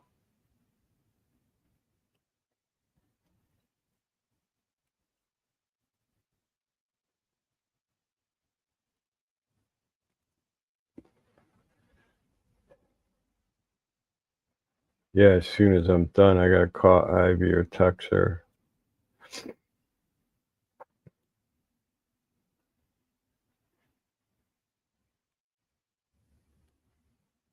They'll put me under. It'll probably be the best sleep I get for whatever time they're, checking things out.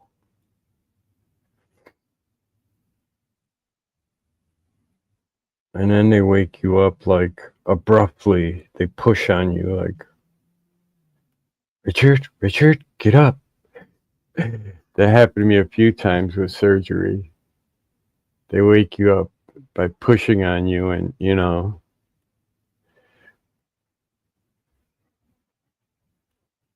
I remember this one nurse woke me up from my hernia surgery years ago. She pushed on me hard. I woke up, I was like, damn.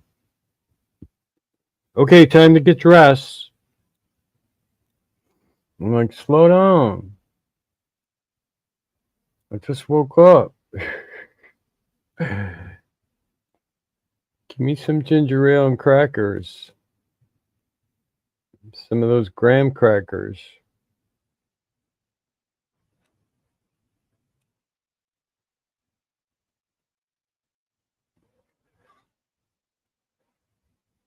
Right, that hospital coffee, Mitzi, is decaf. I never knew that till Ivy told me. Never knew that. But when I was in the hospital, when she just got surgery, we were talking about the hospital food. For some reason, I think it's like 5-star. Ivy hates it. Ivy hates hospital food.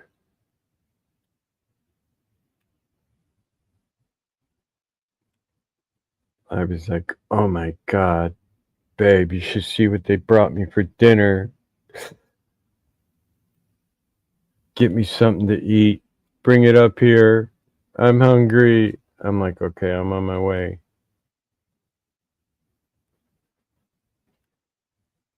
Oh, they do, Cecil? Yeah, our hospital just has decaf.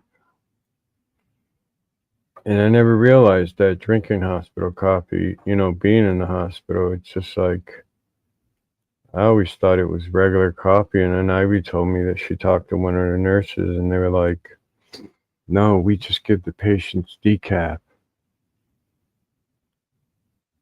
I know. Hey, Frame, I was there one night. They gave her like some chicken with Alfredo sauce, some carrots, and some mashed potatoes, and a roll. I'm like, woman, this is freaking awesome. She's like, okay, eat it then. I'm like, hell yeah, I'm going to eat this. That way, when the doctors see it, they'll be like, oh, you're doing better. You ate all your food. Lo and behold, to them, I ate it.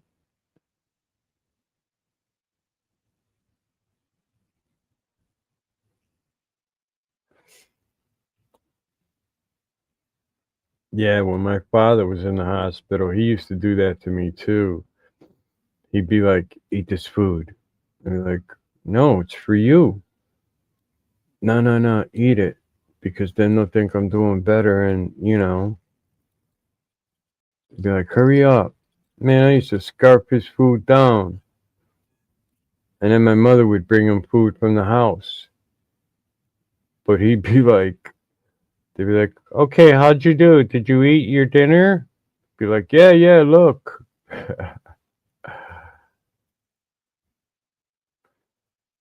Maybe that's why my stomach hurts these days, because my father made me scarf down all his hospital food.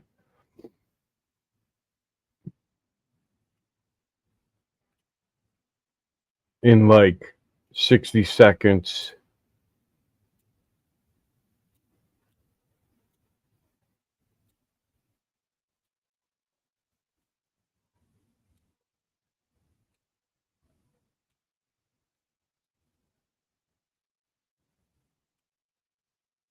Right, see, so. Yeah, my mom used to bring my dad food all the time from the, when he was in the hospital for a couple weeks.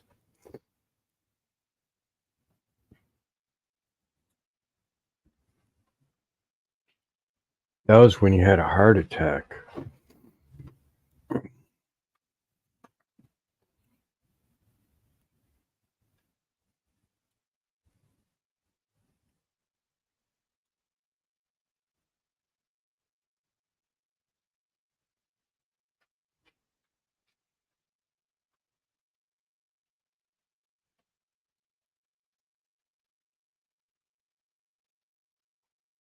Wow, A-Frame. Excuse me. You know, Ivy's mom had a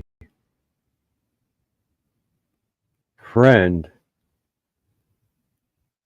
who was married, and they were big donors to this hospital in Jupiter, Florida.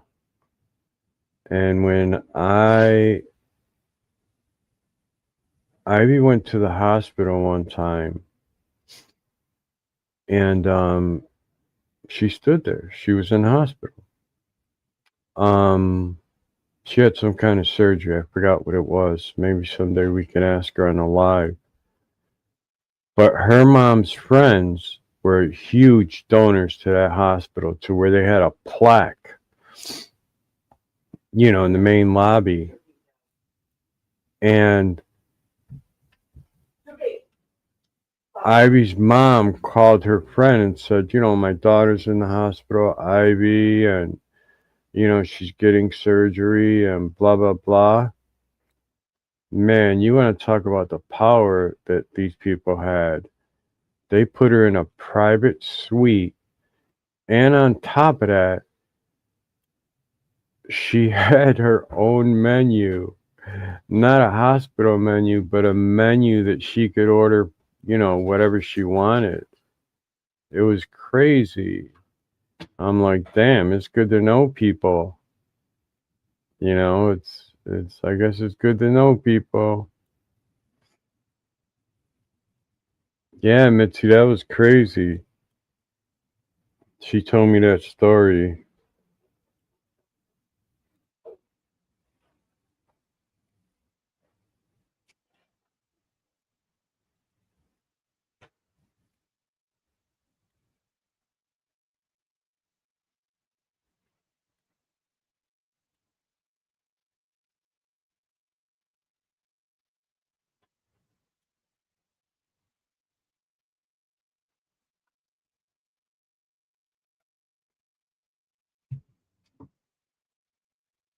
Yeah, Ivy's mom was cool as hell, man. She was cool as hell. Ivy will tell you one day, her other mom's friend, man, was freaking rich as hell. She was a FBI profiler. And she took Ivy's mom to, now I might get this wrong. It was either Europe or Morocco. And this lady had her own damn sailboat with, you know, captain and crew on it.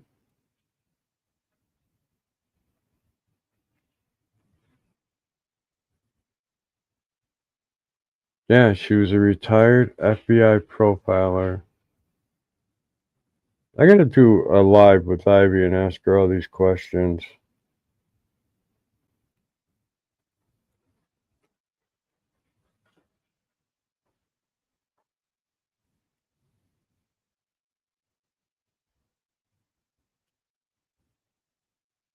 Yeah, Ivy's mom was cool as hell.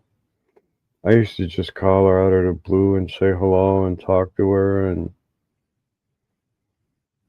see how she was doing. And she had a beautiful house in Jupiter, Florida.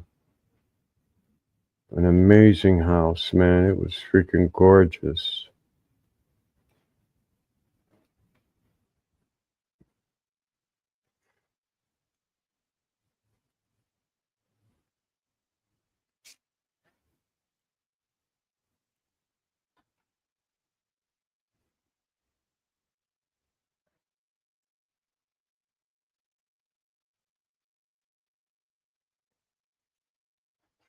There was a pool, swimming pool. I used to want to go swimming every day. Let's go swimming. Let's go.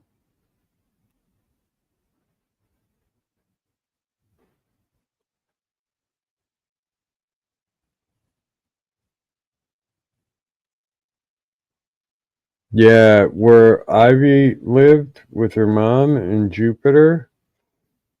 I loved Jupiter, man. It was so nice. So nice down there. But the heat, oof, the heat is a lot different from up here.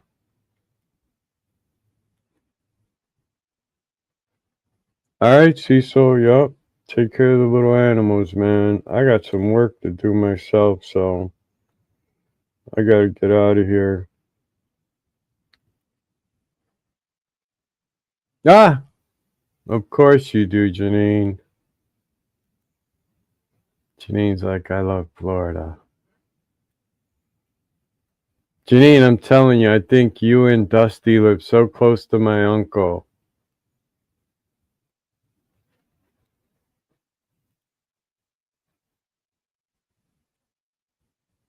Yeah, I think Janine and Dusty live so close, you know.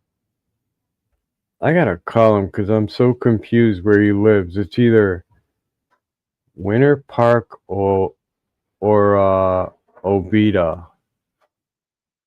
Oviedo? Am I saying it right? Yeah.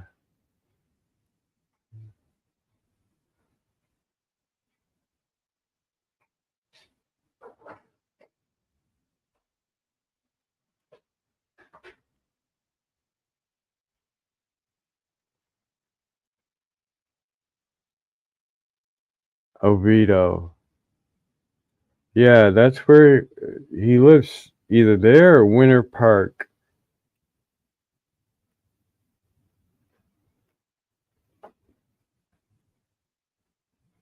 Matter of fact, my sisters and nephew, my sisters, nieces, and nephew are going to Florida. They're gonna hang out a week in an Airbnb next to his house, and then they're gonna go to Puerto Rico and hang out with family in Puerto Rico. They're like, Rich, you should come. I'm like, no, I got too many responsibilities here.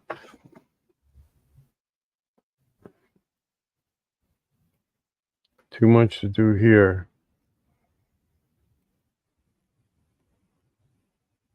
Yeah, Janine, I'm gonna ask him. I'm gonna ask him.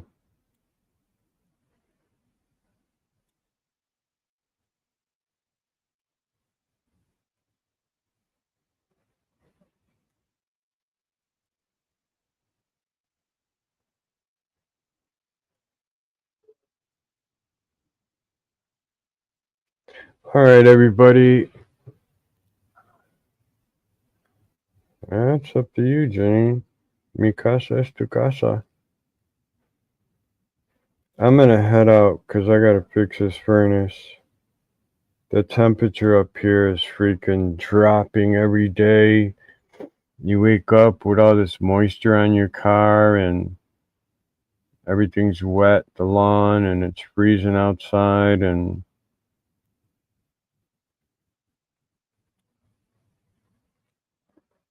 it is just way too cold.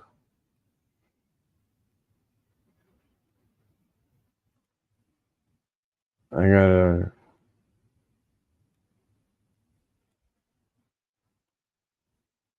take out the AC unit from upstairs. Nobody's up there.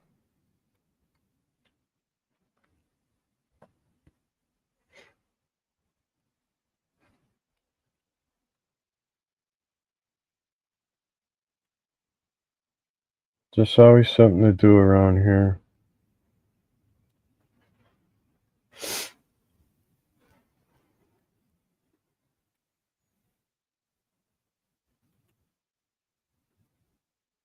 Edward, good morning. Are you on your way back home or on your way out?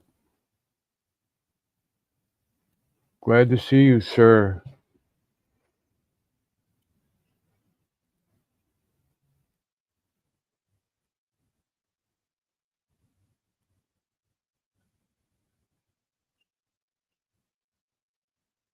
Oh, thanks, Janine. My doggy Miles is right here next to me. I go to the bathroom, he stands outside the door guarding me from Ivy. He's like, while you're taking a shower, I'll guard the door. I'm like, thanks, Miles.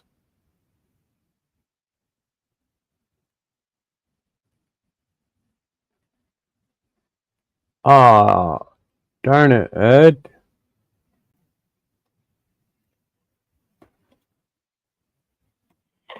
Can you take it back? Where'd you got that from Home Depot, right?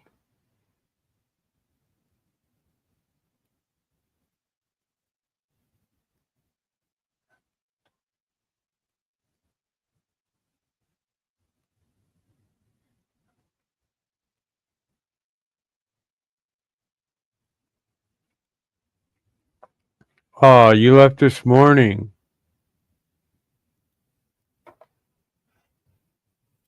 Xena.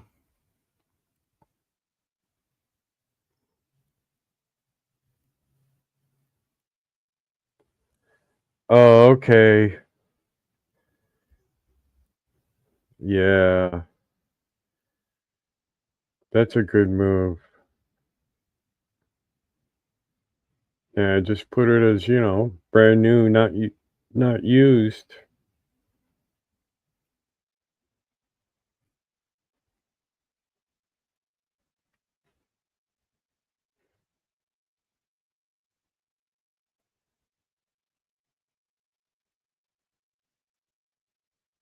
What size is it? Like a 32 or 34 or 36?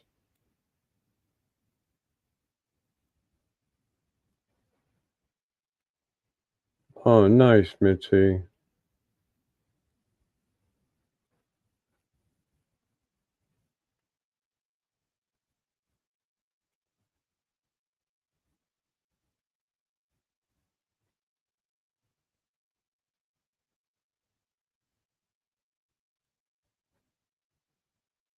Oh, good for you, Ed.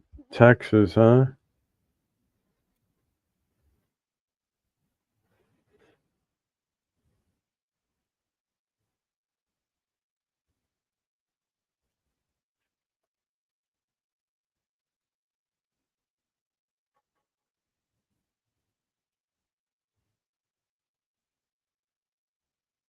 Yeah, okay. It happens, man.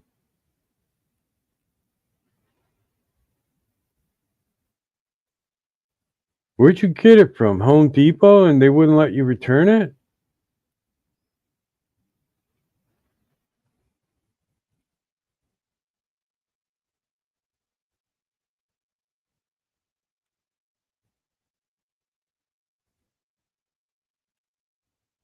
Oh, okay. Maynard's.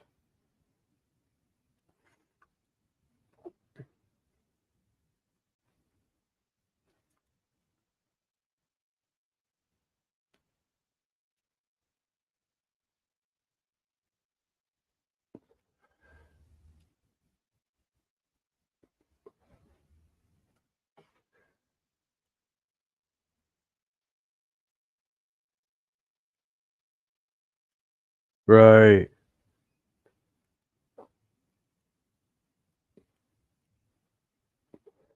Yeah, some places are sticklers about return policy.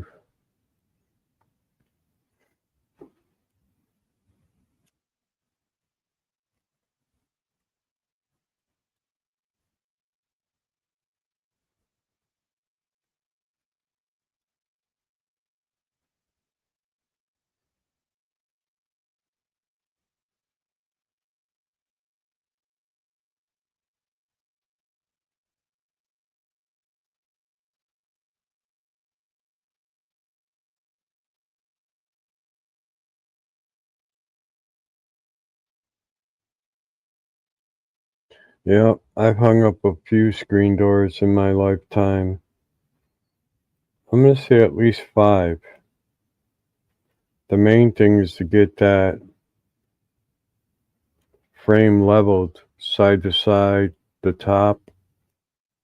Once you do that, you're good to go.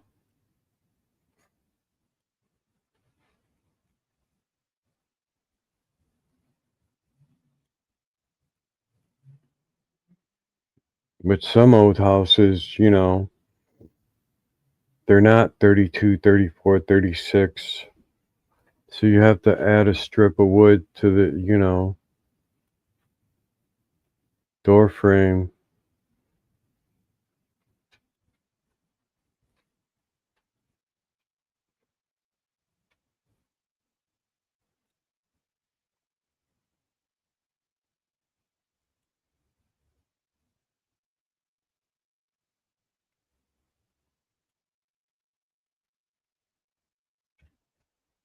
Right, on some of the older houses, you know, Mitzi.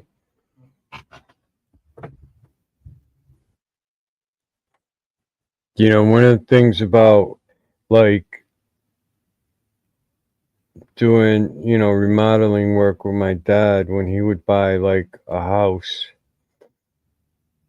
to rent out, and he had like 7 of them.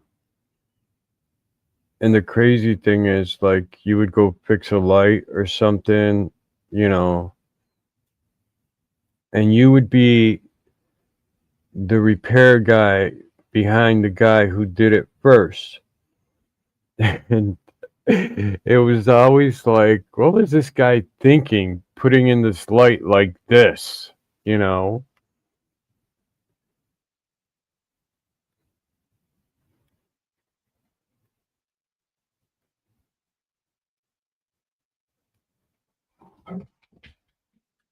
Oh, that's cool, Ed.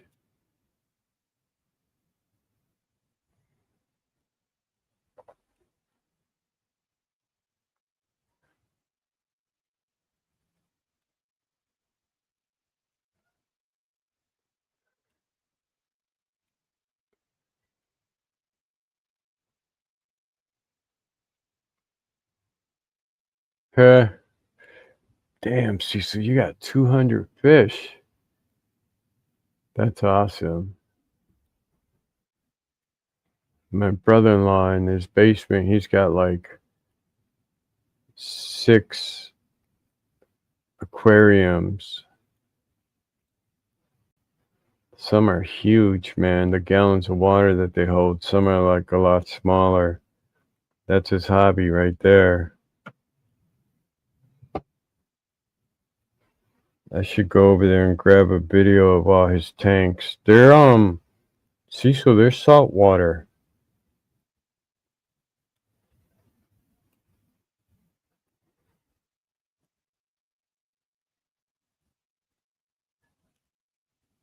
He's got saltwater tanks down there. Man, he puts a lot into that too. The water testing, the cleaning, the everything. Because they're up here, there's a big, I don't know, what would you call it? Like aquarium shop that he goes to? And it's amazing how many people are into that because they stay busy. They stay real busy.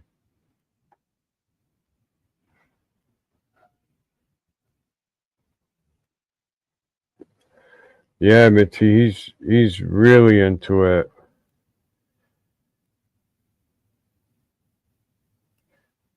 You go in his basement, you know, it's all remodeled and everything, and he's got the tanks all set up real nice and everything, and you just hear those pumps going and all that water, you know.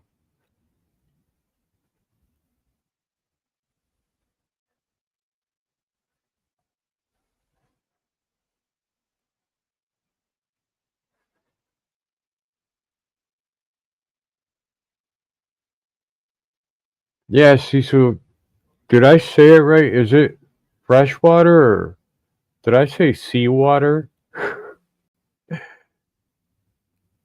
Yeah, it is, Mitzi. That's all you hear is the bubbling and the pumps going, and it's not right. See, so it's not regular water he uses in there. So is it seawater or fresh water?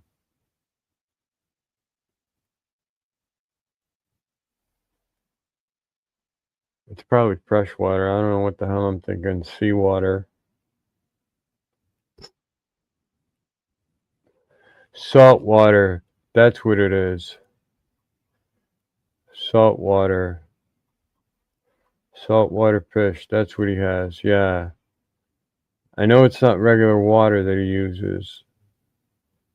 He explained it to me one time.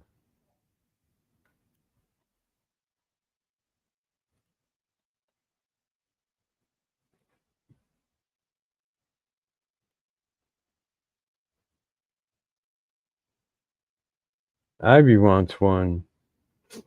We should get one for the house. Just for the sound of the pump, I think.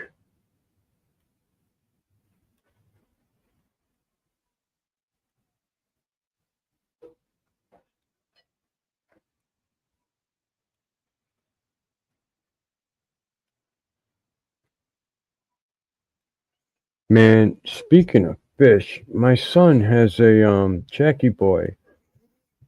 Oh, I don't even know the name of it. It looks like a white lizard that lives underwater.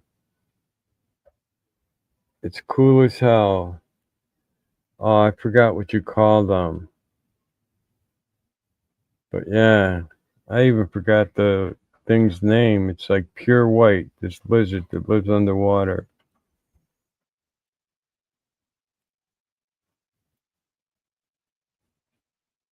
Right. My cats will be all over it. Hey, tuna. They brought us a whole tank of tuna.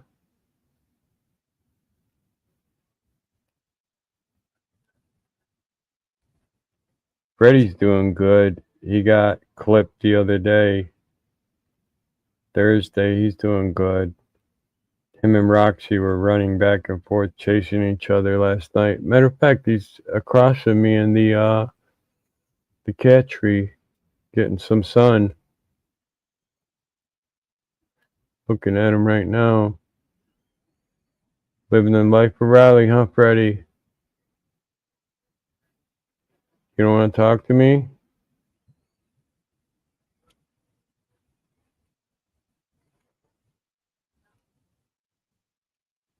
Yeah, he is, Mitzi. He's handling it well.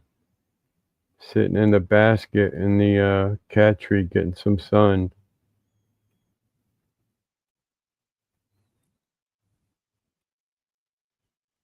He actually slept with me last night for like an hour and then he took off.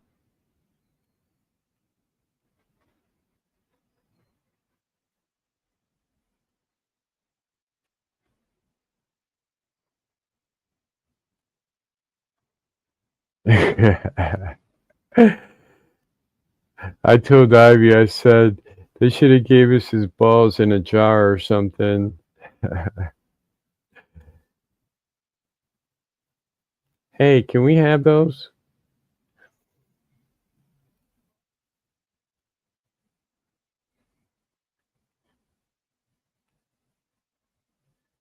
Big stretch, Freddie, huh? Big stretch.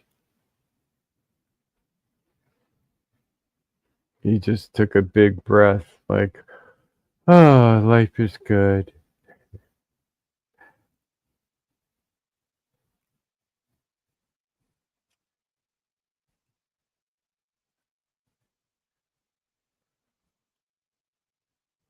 Mikey's, you know, I don't know if you guys ever seen Mikey on Ivy Short or something, but Mikey's all black.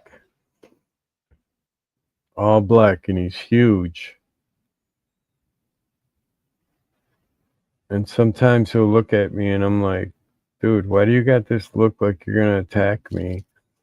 Then I put my hand out and I pet his little forehead and scratch him on his neck both sides, and he's cool. But he's got those eyes where he looks like he's gonna attack you.